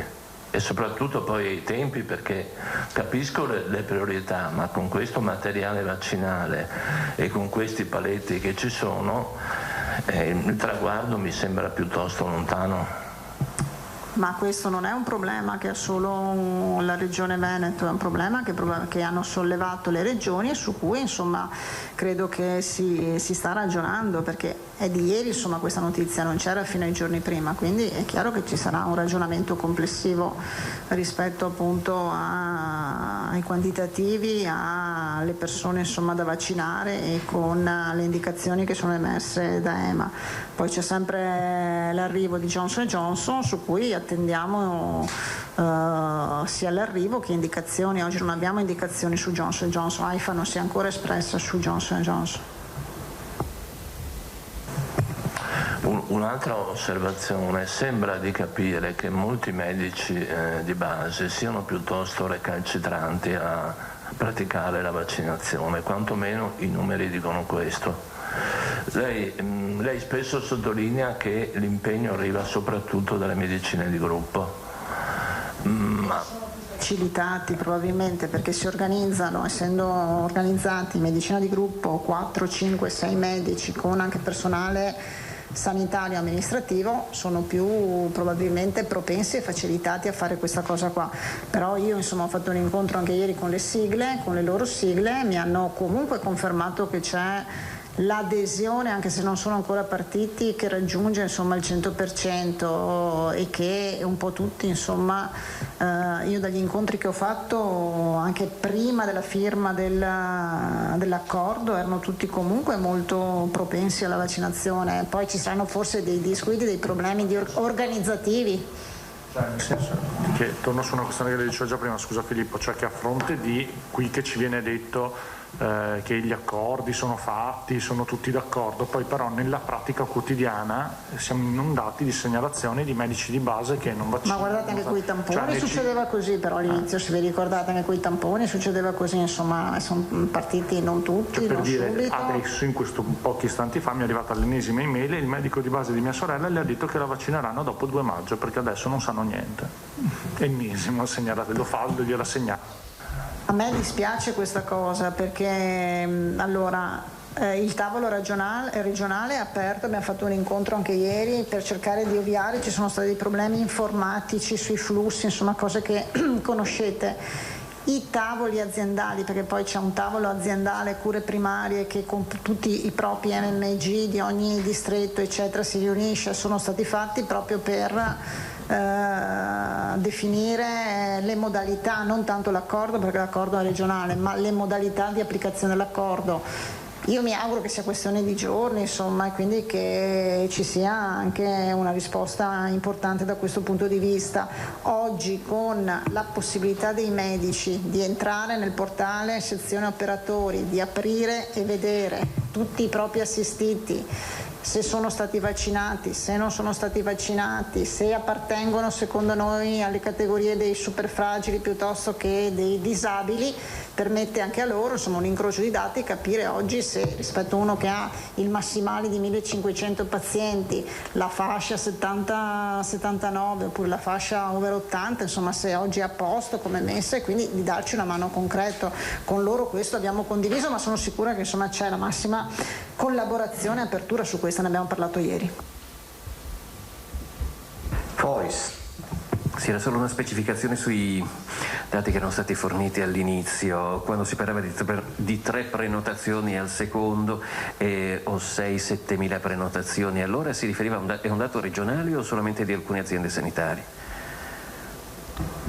In quel momento faceva riferimento a quelle 3 prenotazioni al secondo di un'azienda sanitaria che aveva aperto Padova. Sì. Quella di Padova. Già esiste un dato, una media diciamo regionale di quante prenotazioni ci sono? Ma la media ha poco significato perché se di notte non si lavora, cioè, il problema è come picchi abbiamo misurato qualche decina di prenotazioni al secondo come picchi. No, capito, mi bastava questo, Ok. Sì. Sì, volevo capire anche questo. Avete detto 100.000 prenotazioni del 1° di aprile, quasi 115. Ok. Però noi qui il bollettino che ci viene dato ogni giorno dà più o meno un dato di circa 30.000 inoculazioni giorno, quindi c'è una differenza tra le prenotazioni, perché sono ancora le inoculazioni che derivavano dagli appuntamenti precedenti o perché le USL stanno usando comunque anche altri metodi di convocazione? Perché? Prevalentemente da prenotazioni precedenti o da chiamate che si usavano precedentemente al sistema di prenotazione. Però ci sono anche tutti i dipendenti e tra i vaccinati non ci sono solo i cittadini, quindi bisogna anche tutti i dipendenti che devono concludere il ciclo di vaccinazione da conteggiare nelle vaccinazioni giornaliere. Cioè, ci sono gente che sta facendo le vaccinazioni sulla base dei precedenti inviti via lettera. Ci sono soprattutto per gli oncologici delle chiamate dirette dai centri che li seguono. Ci sono tutti i dipendenti e ci sono altri piccoli gruppi che comunque appartengono o per età o per patologia che sono gestiti direttamente, perché è molto più facile, visto il contatto e la conoscenza diretta, soprattutto se afferenti a centri ospedalieri, il contatto diretto, anziché imporre a queste persone di prenotarsi sul portale. C'è sempre un'ulteriore leva di flessibilità, soprattutto quando il numero di persone coinvolte non è elevato, perché non ha senso imporre a 50 persone di prenotarsi, è più facile contattarle direttamente e portarle alla vaccinazione, sempre ovviamente persone che appartengono alle categorie prioritarie individuate per tutta la regione. Io direi che con questo basta. Direttore, scusi, ieri un collega ha posto la domanda al Presidente della Regione, il quale ha detto vi risponderanno domani Azienda Zero. Riguarda un'interrogazione presentata dai esponenti dell'opposizione in Consiglio regionale sul fatto che Azienda Zero si avvale di società esterne per i sistemi informatici. Questa società Engineering, tra l'altro, era stata inserita nella lista dell'ANAC anticorruzione. Per cui la domanda che viene posta è Azienda Zero necessariamente deve rivolgersi ad una società esterna, senza gare, senza appalti? Può risponderci? Certo. Engineering collabora con la Regione Veneto su base di una gara dal 2015. Nel 2015 Regione Veneto, non c'era ancora Azienda Zero, ha fatto una gara d'appalto e Engineering si è aggiudicata di quella gara d'appalto 3 lotti. Uno relativo alla gestione dell'anagrafe, vado in modo molto sintetico, molto semplice, altrimenti ci addentriamo in questioni molto più tecniche e difficili da spiegare. Una relativa, ripeto, alla gestione dell'anagrafe, una relativa alla gestione del fascicolo sanitario e un terzo lotto era relativo alla gestione di tutti i flussi informativi che noi dobbiamo come Regione ovviamente utilizzare per gestire l'attività, ma che sono anche un requisito richiesto dal Ministero per tutti gli adempimenti sui flussi informativi, tendenzialmente o quasi esclusivamente di tipo sanitario. Quando è scoppiata la pandemia, Azienda Zero, in quanto soggetto attuatore, alla stregua della protezione civile, si doveva attrezzare per consentire di costruire e di attivare quel sistema che viene definito di biosorveglianza, che voi conoscete bene, perché tutti i numeri che ha presentato il Presidente, che voi chiedete, anche lei mi ha chiesto la settimana scorsa, derivano da questo sistema. Li vengono dati ogni mattina. Che vengono dati ogni mattina, ma e che dopo vengono fatti anche dei bollettini settimanali, quindicinali, anche ancora più dettagliati, che consentono di calcolare l'indice dell'incidenza, l'RT e tutti questi altri numeri che voi conoscete altrettanto quanto me.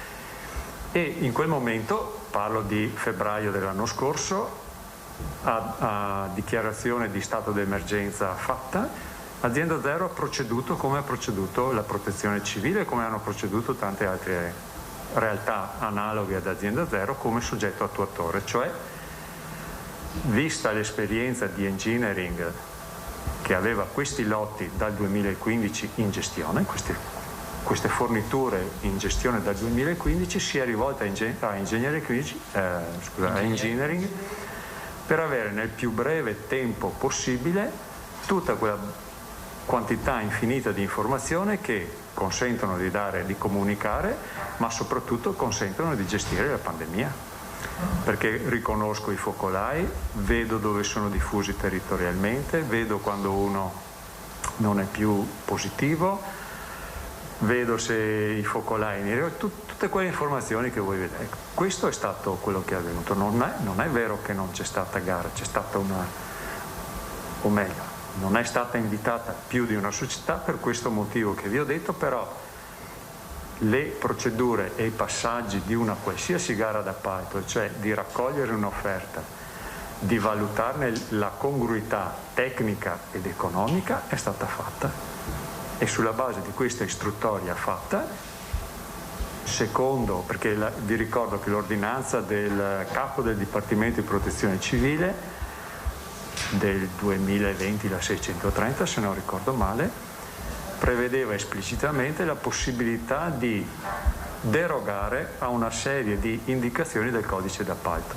Il codice degli appalti, la legge del 2016, 50 del 2016. Azienda Zero ha seguito esattamente la procedura, le modalità, i passaggi e le fasi previste da quella ordinanza nel fare questo affidamento che è stato fatto ad Engineering in situazione d'urgenza. Credo che fosse più che evidente la situazione d'urgenza con queste caratteristiche, ripeto, sulla base di un'offerta tecnica e economica valutata in termini di congruità tanto tecnica quanto economica. Aggiungerei che il Politecnico di Milano ha giudicato il sistema di biosorveglianza della Regione Veneto il migliore d'Italia. Politecnico di Milano. E questo affidamento in procedura negoziata ha un termine fino a quando dura? E quanto è costato, se possibile? Grazie. Il costo la procedura è stata affidata nel corso del 2020, il costo è stato di 1,3 milioni circa, erotti. Faccio presente però che il costo è stato originario dalla possibilità di utilizzare il servizio, ma anche di tutta l'attività svolta per poter partire, che ovviamente nel 2021-2022 non devo più replicare, perché una volta messo a punto il sistema io devo solo mantenerlo, fare in modo che continui le funzionalità, ma non aggiungo ulteriori funzionalità, a meno che la pandemia non abbia chissà quale. Qual è il costo? Quindi scusi, per il 2021? 2021 con l'ingegner Giobelli stiamo vedendo qual era la proposta di servizio, del valore del servizio previsto nell'offerta raccolta nel 2020, stiamo vedendo a che punto siamo arrivati in termini di completa attivazione o di cose che vanno modificate o eliminate o integrate o nuove esigenze, e stiamo facendo questa valutazione per dopo valutare quale sarà il costo 2021. Quindi 2021 non si farà di nuovo una gara, quindi proseguirà sempre Engineering con il rinnovo del... Allora, l'offerta raccolta era per il 2020 e un'ipotesi 2021. Noi stiamo valutando adesso qual è il livello di servizio raggiunto fatta questa fase, questa attività 2020. Ci riserviamo sulla base di questa verifica di vedere come procedere per il 2021, fatto salvo ovviamente che il lavoro svolto in questi mesi è un lavoro svolto. Faccio solo un'ultima domanda, diciamo così, di insieme, che credo si farà l'uomo della strada, ma Azienda Zero all'interno dei suoi sistemi informativi, anche comprendendo anche Arsenal, il consorzio che si occupa proprio della digitalizzazione della sanità, non ha le competenze per fare da sé, cioè deve necessariamente affidarsi a qualcuno fuori? E Azienda Zero, ingegner Giobelli completa, voi avete idea di cosa si occupa dal punto di vista informativo Azienda Zero per tutta la regione Veneto? Ha sicuramente un certo numero di persone estremamente qualificate, però noi, credo che voi lo sappiate, non c'è nessuna azienda, neanche privata, che lavora su software costruiti in casa. utilizza software che vengono forniti da fornitori terzi, perché la possibilità e la capacità di mantenere livelli di evoluzione e standard qualitativi dei software, io non ho in mente aziende pubbliche o private che costruiscono e gestiscono in proprio software di un certo livello di complessità. Questo è estremamente complicato perché va a impattare su un'infinità di database con un numero di dati trattati per arrivare a quelle sintesi a cui facevo riferimento estremamente elevata. Non credo che sia possibile fare altrimenti. Impossibile.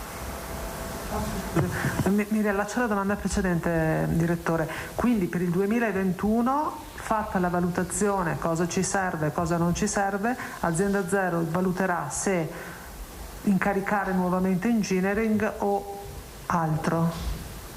Perché in quanto soggetto attuatore voi siete ancora nelle condizioni di poter prorogare affidare un nuovo incarico di engineering. Ci sarà tutta una serie di valutazioni tecniche ed economiche che porteranno a una decisione.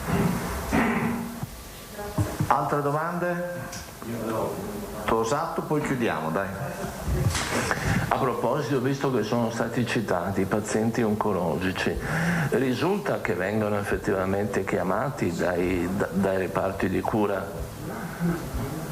Perché io riporto un'informazione che dà direttamente tutti i giorni la dottoressa Benini, direttore dello IOV, che ha ovviamente in carico il maggior numero di questo tipo di pazienti. Loro dedicano il fine settimana a fare, se non ricordo male, dalle 1000 a 1500 vaccinazioni al giorno a questi soggetti. Grazie. E così mi risulta avvenire anche in azienda ospedaliera di Verona con numeri più o meno simili. È la stessa cosa per i dializzati. No, lo chiedevo perché c'erano pazienti appunto che segnalavano questa cosa, dicevano di essersi rivolti ai reparti di cura, i quali attendevano indicazioni e soprattutto attendevano vaccini, nel senso che siamo sempre al solito discorso, priorità per tutti, corsie per tutti, però vaccini ce ne sono pochi. Però quindi... l'abbiamo anche detto, c'erano delle caratteristiche, non tutti i malati oncologici rientravano in questa prima fase, quindi con una priorità, solo quelli che erano in trattamento, comunque avevano avuto l'evento da pochissimo eccetera, in fase di preoperatorio o quant'altro, quindi non tutti. Noi stavamo pensando anche di aprire anche quindi a quelli, però lo dobbiamo ancora fare, che hanno invece avuto un evento, la patologia l'hanno superata anche da un po' di tempo, insomma, però oggi non erano inclusi in quella prima categoria. Sì, no, sa cos'è? Il timore è sempre quello. Il timore è sempre quello, ma non è legato a una vostra malvagità d'animo, insomma. Il timore è quello che queste liste restino un po' sulla carta, nel senso che ci sono tanti soggetti, ci sono delle priorità importanti, ma i vaccini non ci sono. Facciamo del nostro meglio, con quello che abbiamo. Grazie, arrivederci.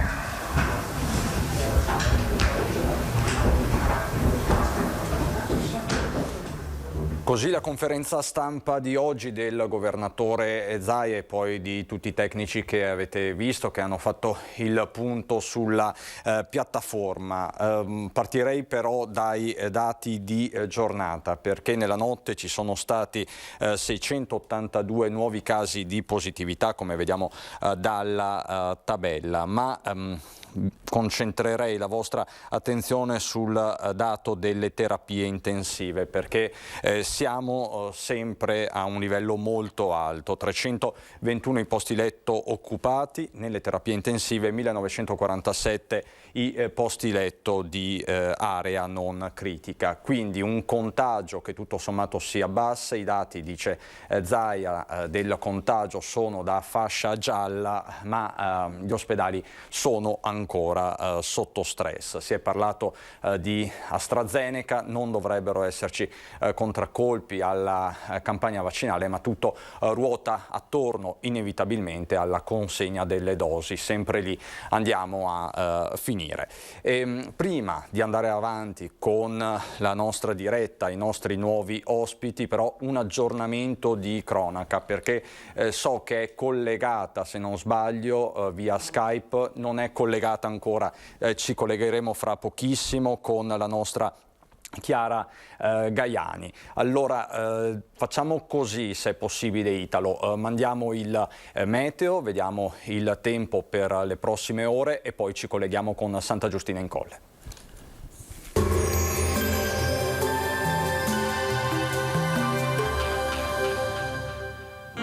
Dolomites, serramenti in PVC di alta qualità fatti per durare nel tempo, a Longarone, Poincico di Zoppola e Sandona di Piave. Benvenuti al meteo.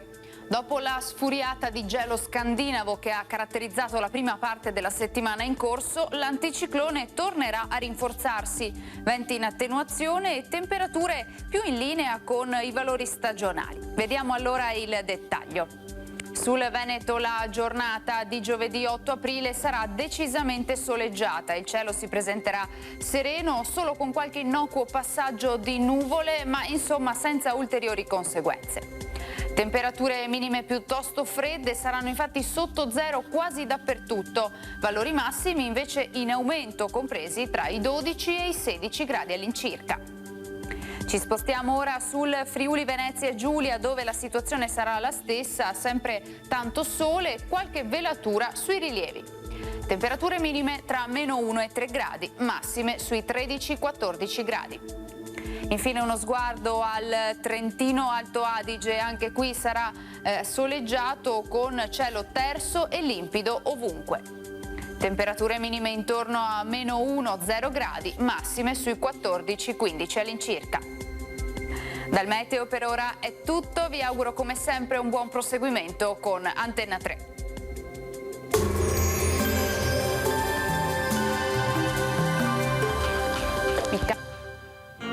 Dolomites, serramenti in PVC di alta qualità fatti per durare nel tempo, a Longarone, Poincico di Zoppola e Sandona di Piave.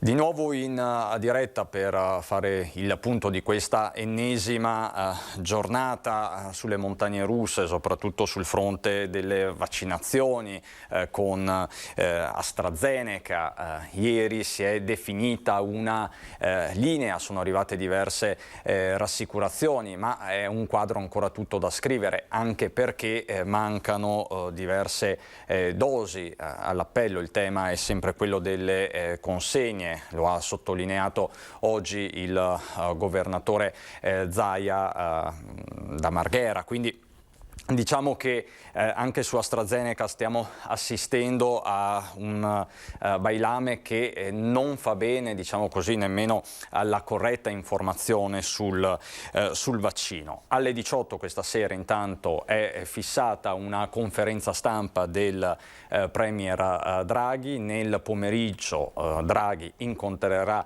i governatori di regione, ma vedo collegata adesso la nostra Chiara Gaiani da Santa Giustina in Colle. Siamo nel Padovano, abbiamo aperto questa edizione con Santa Giustina in Colle e qui ritorniamo perché la situazione è ancora in fase di stallo. Stiamo parlando dell'uomo che è barricato in casa da ieri, soggetto ad un TSO, aggredito sempre nella giornata di ieri con un forcone, un vigile. Com'è adesso la situazione? Chiara, buongiorno.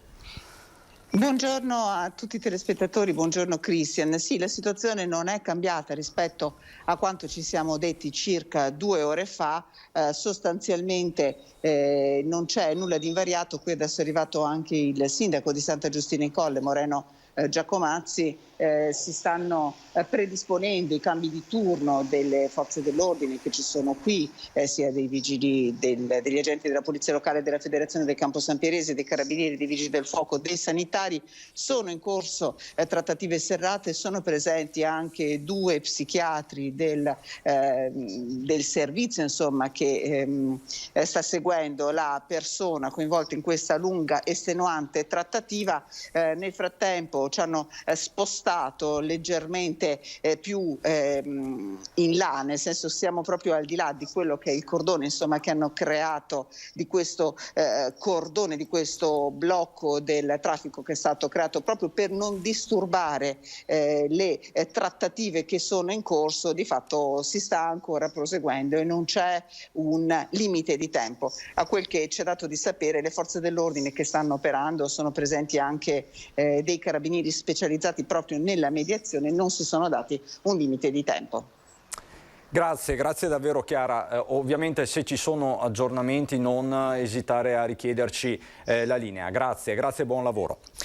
Grazie. Questo quindi è l'aggiornamento dal fronte di Santa Giustina in Colle nel Padovano. Tutti i dettagli anche nel corso dei nostri telegiornali a partire dalle 18:30. Come vedete, come sempre, i temi che si accavallano sono tanti, in attesa anche delle comunicazioni del Premier Draghi che, come vi dicevo, saranno fatte questa sera alle 18 in una conferenza stampa. Situazione come sempre in evoluzione. 2 i temi, vaccini e ripartenza per le imprese, 2 temi collegati. Senza vaccini, va detto, non riparte nemmeno l'economia. È così? Chiedo al mio primo ospite, fra poco, anzi la vedo già collegata, chiedo quindi a entrambi i miei ospiti, Luigi Susin, Fratelli d'Italia, Erika Baldin, consigliere regionale del Movimento 5 Stelle. Buongiorno Susin, buongiorno Baldin. Ecco, i 2 fronti sono questi: senza vaccini, Susin, non riparte nemmeno l'economia. No, è un dato di fatto. Purtroppo abbiamo di fronte una situazione talmente così ingarbugliata che non si riesce bene a capire quale sia la strada maestra. Ovviamente la strada maestra è quella dei vaccini, la parola d'ordine deve essere vaccini, vaccini, vaccini. Perché? Perché l'esperienza la vediamo comunque in giro per il mondo. Abbiamo Israele che, vaccinando il 50% delle persone, è riuscita ad avere un tasso di contagi in un giorno di 80 persone, quindi credo che quella sia la strada maestra. Ovvio è che avere vaccini oggi sembra così difficile e non scontato, quindi io sono dell'idea che magari un'azione politica a livello europeo vada fatta, perché tutte queste multinazionali che abbiamo, che comunque vendono non solo il vaccino ma vendono anche altri farmaci nel nostro territorio nazionale, una comunità come l'Europa possa fare in modo di mettere un po' di pressione in più rispetto a quello che fino ad oggi magari è stato. Le imprese sono allo stremo, perché ormai le imprese non sanno più come fare per andare avanti. Ovviamente ci sono dei settori che sono più colpiti, dei settori che sono meno colpiti. Mi riferisco ovviamente alle palestre, ai bar, ai ristoranti, che abbiamo comunque fatto spendere un sacco di soldi per mettere in sicurezza. Io credo che, per dire, anche i ristoranti ci sia la possibilità di farli lavorare senza nessun problema, in sicurezza e usando chiaramente delle condizioni tali da poter mettere in sicurezza tutti quanti gli ospiti che hanno. Però chiudere le aziende, noi abbiamo fatto una manifestazione proprio l'altro giorno a Venezia: se mi chiudi mi devi dare dei ristori, mi devi pagare, perché alla fine l'Italia è fondata sul lavoro e noi abbiamo la necessità di lavorare, perché ci sono le persone, le famiglie che hanno mutui e le banche cominciano a dire: ti metto all'asta d'appartamento la casa perché non mi paghi il mutuo. Questa è una cosa che io, essendo nel territorio, essendo fuori dalla mattina alle 7, la sera alle 8, incontrando un sacco di persone, ricevo i feedback dalla nostra popolazione veneta e credo che sia un problema che è diffuso su tutto il territorio generale. Tante associazioni di categoria in questi giorni stanno scattando fotografie impietose. Prima di Zaia avevamo nostro ospite, il vicepresidente Gian Domenico Franchini, vicepresidente della Confartigianato di Verona, che parlava di 3 aziende su 10 per quanto riguarda Verona a rischio chiusura. Più o meno sono le percentuali che arrivano da un Ascom di Treviso, dagli esercenti di Padova e quant'altro. Insomma, conosciamo bene ormai questo quadro. Baldin, ecco, questo appunto è il quadro nel quale si inserisce la protesta dei giorni scorsi a Roma. Abbiamo anche le immagini di questi tafferugli con la polizia. C'è tensione sociale, per mesi è stata evocata, adesso l'abbiamo toccata con mano proprio nei giorni scorsi a Roma. Vedendo queste immagini, Baldin, lei che idea si è fatta? L'idea è che siamo in una situazione ormai critica, oserei dire, anche le persone ormai sono stanche dopo un anno e passa di chiusure, di stop and go, quindi credo sia assolutamente necessario come unico mezzo per uscire da questa situazione vaccinare il prima possibile e il maggior numero della popolazione italiana e mondiale, perché ricordiamoci è un'epidemia mondiale, quindi non basta che in un paese si arrivi all'immunità, bisogna che in tutta Europa e in tutto il mondo questo virus non trovi regno. Per cui io spererei che venisse fatta finalmente una operazione verità, un'operazione trasparenza anche sui vaccini, perché sinceramente anche questi continui dubbi che vengono sollevati su alcune tipologie di questi vaccini non mi preoccupano, quindi dovrebbe essere fatta un po' di trasparenza sulla effettiva efficacia dei vaccini, di tutti i vaccini, in modo tale da sgomberare qualunque dubbio, qualunque preoccupazione che possa avere un cittadino nel farsi il vaccino, che ripeto è l'unico mezzo che ad oggi abbiamo per fronteggiare questa epidemia. In questo modo, che è l'unico, ripeto, possiamo dare finalmente quello che chiedono i manifestanti, che sono senza dubbio persone che hanno attività economiche, che hanno voglia, volontà di lavorare, di portare a casa reddito e quindi far crescere anche la nostra economia, il nostro paese. Solo così possiamo dare le risposte che questi cittadini aspettano da tanto tempo e che meritano. Però lo dobbiamo fare con la consapevolezza che questo vaccino deve essere fatto a più persone possibili e bisogna mantenere sempre sotto controllo la curva del contagio, purtroppo. Nel frattempo, Baldin, bisogna dargli anche una mano a questi imprenditori, però, perché non possiamo lasciarli a se stesso. Guardi, e la cosa più simpatica, mi verrebbe da dire, anche se così non è che con il governo Conte sono stati dati più sostegni, più sussidi alle attività economiche rispetto a quello che sta dando questo governo Draghi. Per cui con il decreto ristori i soldi sono arrivati, adesso vedremo. A me non risulta tanto, Baldin, ma insomma dai. Quelli precedenti sì, sono i nuovi che faticano ad arrivare. Diciamo che il governo Conte ha fatto fare debiti alle imprese, gli ha fatto fare dei finanziamenti controgarantiti dallo Stato, ma gli ha fatto fare un debito alle imprese, non è che gli ha dato soldi. Gli imprenditori sono andati in banca e hanno fatto un debito e si sono indebitati per pagare le tasse. Diciamo, ecco, che prima si parlava di ristori, oggi di sostegni, però diciamo che tanti imprenditori non sono ancora del tutto soddisfatti, anzi. No, certo, io sono dell'idea che visto che mi sono agganciato ai finanziamenti che sono stati fatti dal governo Conte, che diceva di avere una potenza di fuoco, ma probabilmente non gli hanno detto che la potenza di fuoco era a salve. Comunque, al di là di questo, quello che dico io oggi, in questo momento qua, secondo me, visto che comunque ci sono un sacco di imprenditori che si sono indebitati. Il lavoro sporco l'hanno fatto le banche, perché comunque hanno così individuato le persone che erano finanziabili e quelli che non erano finanziabili.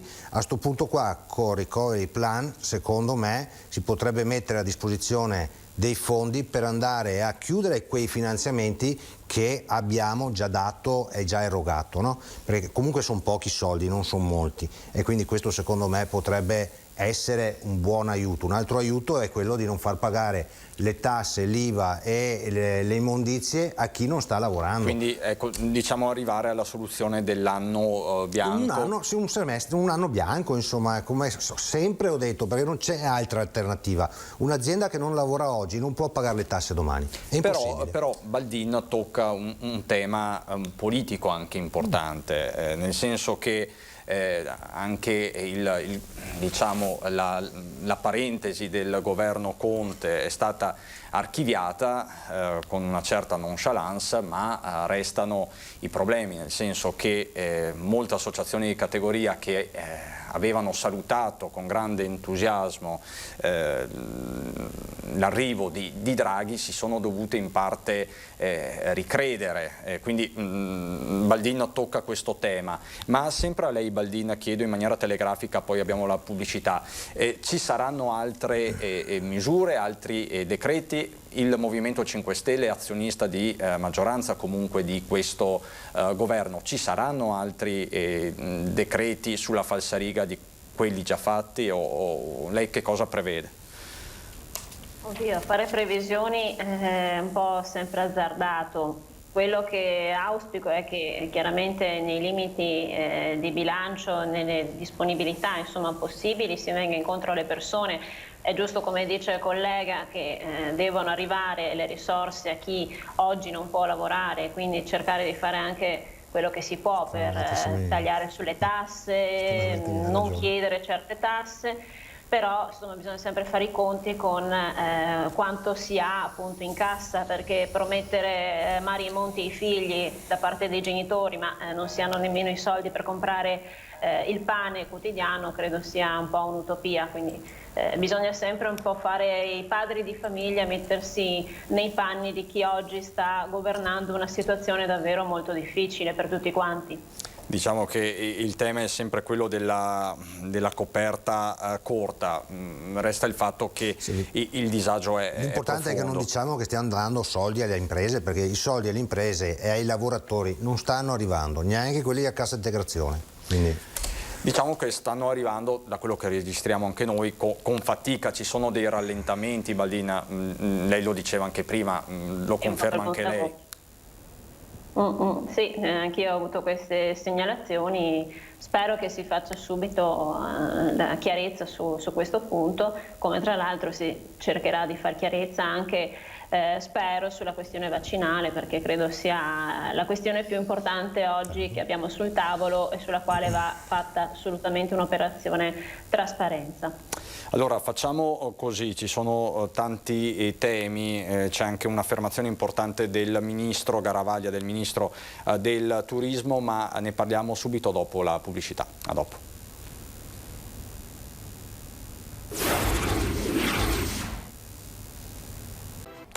Di nuovo insieme, di nuovo in diretta con Luigi Susin, che è qui in studio di Fratelli d'Italia, mentre Erika Baldin, consigliere regionale del Movimento 5 Stelle, è collegata via Skype. Questa mattina il Ministro del Turismo Garavaglia ha detto il 2 giugno è la possibile data per la ripartenza diciamo così definitiva del turismo. Molti stati europei stanno fissando delle date più o meno tutte quante tra la primavera e l'estate. Baldin, è una data giusta, è un orizzonte da dare anche agli operatori turistici? Lei che conosce bene la zona di Chioggia e Clodiense, quindi Sottomarina, pensiamo solo agli operatori di quella zona. Il 2 giugno potrebbe essere una data utile, valida? Lo speriamo tutti, nel senso che gli operatori della stagione balneare sono forse quelli più preoccupati, hanno bisogno da una parte di certezze che però non si possono dare in quanto nessuno sa quale sarà l'andamento del virus, quindi si tratta anche di avere la dovuta prudenza nel dare certe informazioni proprio per evitare che si faccia come è successo, aprire, poi richiudere, apriamo le scuole, poi le chiudiamo, fra un mese ripartiamo, sono situazioni difficili, mi rendo conto, da gestire, però se diciamo che si apre lo dobbiamo fare in sicurezza e predisponendo tutte le misure, le cautele necessarie per arrivare a quella data in cui sarà possibile riaprire. Quindi adesso bisogna fare tanta attenzione proprio per evitare di creare false aspettative nelle persone, in chi ad oggi sta predisponendo tutte le attrezzature per riaprire la stagione, e non possiamo permetterci appunto che queste persone oltre il danno paghino anche la beffa del fatto che poi anche quest'estate insomma ci saranno delle misure, delle limitazioni, non possiamo pensare che tutto ritornerà come prima, perché finché non saranno vaccinati tutti e non si arriverà all'immunità di gregge non possiamo pensare di riprendere insomma la normalità come se nulla fosse. Quindi si tratta di arrivare forse a quest'estate con una serie di misure approntate e da rispettare, che ovviamente devono esserci ancora, però insomma si auspica che magari con il caldo, la bella stagione, questo virus, come per il resto è stato l'anno scorso, cessi un po' la sua virulenza. Quindi questa è una delle, diciamo così, delle speranze. Susina, ecco, questa data del 2 giugno è una sparata a questo punto? Io credo che, una sparata, io credo che sappiamo tutti che comunque la stagione estiva nei litorali comincia ad aprile, metà aprile, insomma, quindi ormai gli operatori sono pronti per così cominciare questa stagione estiva. Devo dire che l'anno scorso, nonostante non si sapesse nulla, è stata gestita da questi operatori turistici in maniera eclatante. Tutto sommato è stata un'estate buono, devo dire, e secondo me oggi ci sarebbero tutti i presupposti per dire apriamo. Devo dire, ormai le persone sono già indirizzate a come si devono comportare, il distanziamento, le mascherine, anche se vanno al mare sotto l'ombrellone comunque hanno tutte le accortezze del caso, sia gli ospiti che gli operatori. Quindi lei dice di fatto secondo me, il 2 giugno forse è già troppo tardi. È già troppo tardi secondo me. Ecco, l'altro tema economico e politico, ieri se ne è parlato tanto, è quello del cashback. Ieri al Senato Fratelli d'Italia ha messo una mina sostanzialmente, voleva far saltare il meccanismo del cashback e destinare i 5 miliardi di euro che sono su questo strumento ad altro fondamentalmente. Mentre il cashback rimane in vita, anche se fonti governative dicono che sarà profondamente riformato nelle prossime settimane, nei prossimi mesi. È utile questo cashback, le chiedo, Baldin? Sicuramente è un'opportunità che bisognava cogliere. Le stime insomma sono abbastanza positive, quindi credo sia assolutamente una misura utile per il contrasto all'evasione fiscale e insomma, se poi è possibile trovare delle migliorie. Credo che questo sia sempre fattibile, quindi insomma sono certa che alla fine si arriverà a una soluzione che veda tutti sulla stessa linea d'onda. Susi. Non sono proprio d'accordo, perché forse Baldin ieri non ha seguito al Senato come è andata effettivamente la questione, nel senso che Fratelli d'Italia non voleva far saltare il cashback, voleva destinare i fondi del cashback alle imprese che oggi effettivamente avevano necessità e bisogno, visto quello che sta succedendo. I dati sono veramente fanno raddrizzare i capelli a tutti, anche a me, perché di favorevoli al Senato, Baldin, ce n'erano 20, mentre 114 hanno votato contro, e quindi ovviamente il Senato non approva. E non siamo stati noi a votare contro a questa proposta. L'avete votata voi, l'ha votata il PD, l'ha votata Forza Italia, tutta la maggioranza ha votato contro al fatto che questi proventi andassero alle aziende in difficoltà. Quindi dico... È un caso politico anche interno al centrodestra questo, o no? No, io credo che in questi momenti, in queste situazioni, si deve andare a tutelare chi è più debole. Oggi chi è più debole sono quelle imprese che sono chiuse, e quindi noi quei proventi del cashback, che probabilmente, come dice la Baldin, è giusto avere, vanno destinati alle imprese che sono in difficoltà.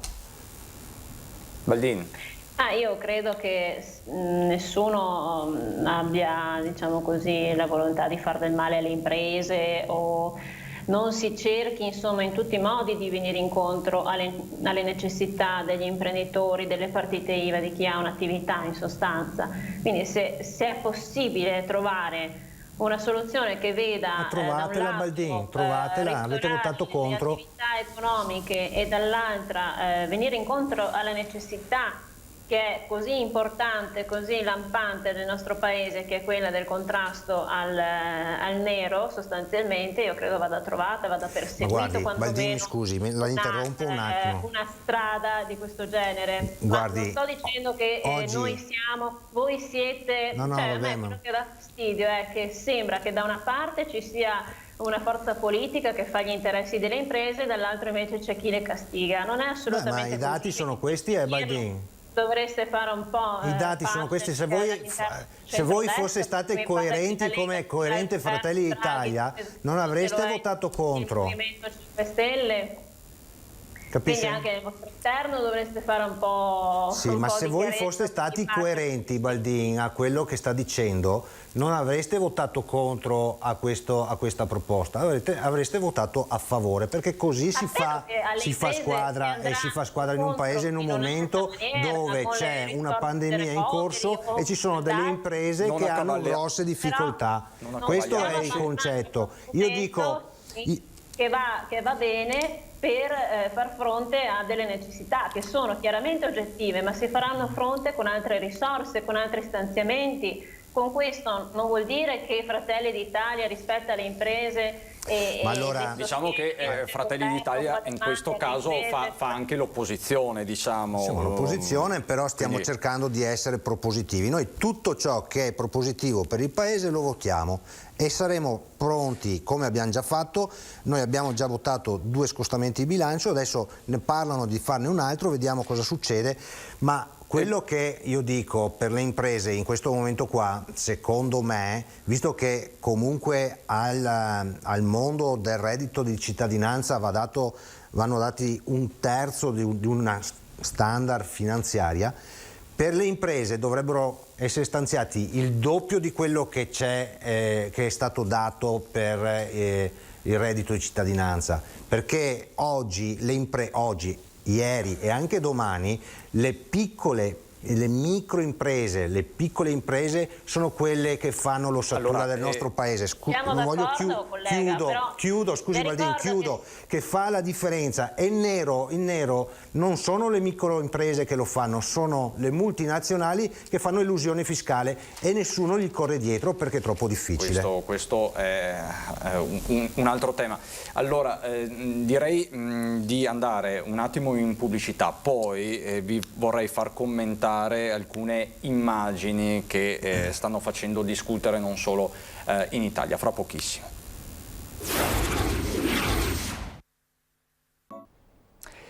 Di nuovo insieme con Luigi Susin di Fratelli d'Italia, Erika Baldin 5 Stelle. Abbiamo parlato di vaccini, di ripartenza, del cashback, delle proteste di piazza dei giorni scorsi, ma volgiamo un attimo lo sguardo anche a quello che sta succedendo a livello internazionale. Ieri il dibattito a livello europeo e non solo è stato monopolizzato dal cosiddetto Sofagate, quella sedia che appunto quel gesto di scortesia istituzionale di Ankara nei confronti della Presidente della Commissione europea Ursula von der Leyen, che è rimasta di fatto senza sedia. Ecco, stiamo vedendo le immagini dello sgarbo che Erdogan ha riservato all'ospite, alla von der Leyen. Si è aperto un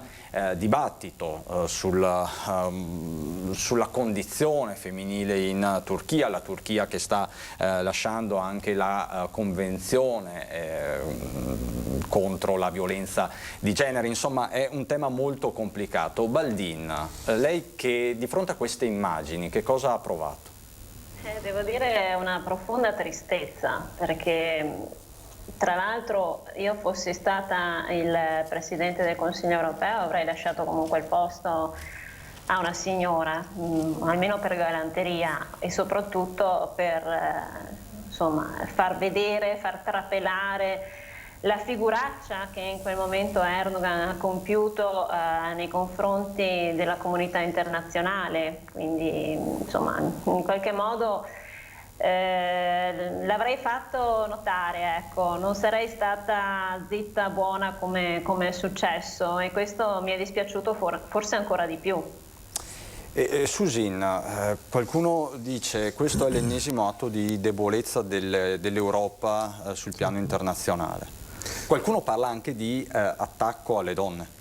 Sì, è stato di fatto un affronto senza precedenti, c'è stato un gesto sessista senza dubbio, e da tenere in considerazione che c'è un presidente di una comunità europea che è in arrivo e va tenuta in considerazione. Qua veramente non è stato tenuto in considerazione assolutamente nulla.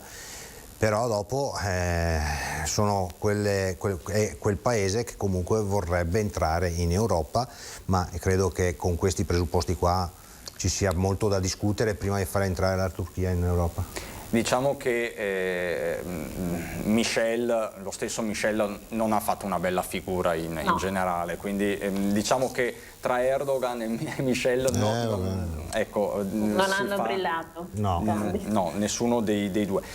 Connesso per certi versi, se parliamo di diritti civili in generale, è poi il dibattito attorno al DDL Zan, quindi all'omotransfobia. Ieri sul tema è intervenuto anche il governatore del Veneto Zaia, non abbiamo tempo per risentirlo. Di fatto Zaia ha una posizione su questo tema differente rispetto anche a quella del leader della Lega Salvini. Dice Zaia: verrà trovata sicuramente la miglior formula e penso che non ci sia nessuno che vorrà negare l'evidenza. C'è chi ha letto un'apertura al DDL Zan da parte dello stesso Zaia, che va detto è sempre stato molto liberale su questi temi.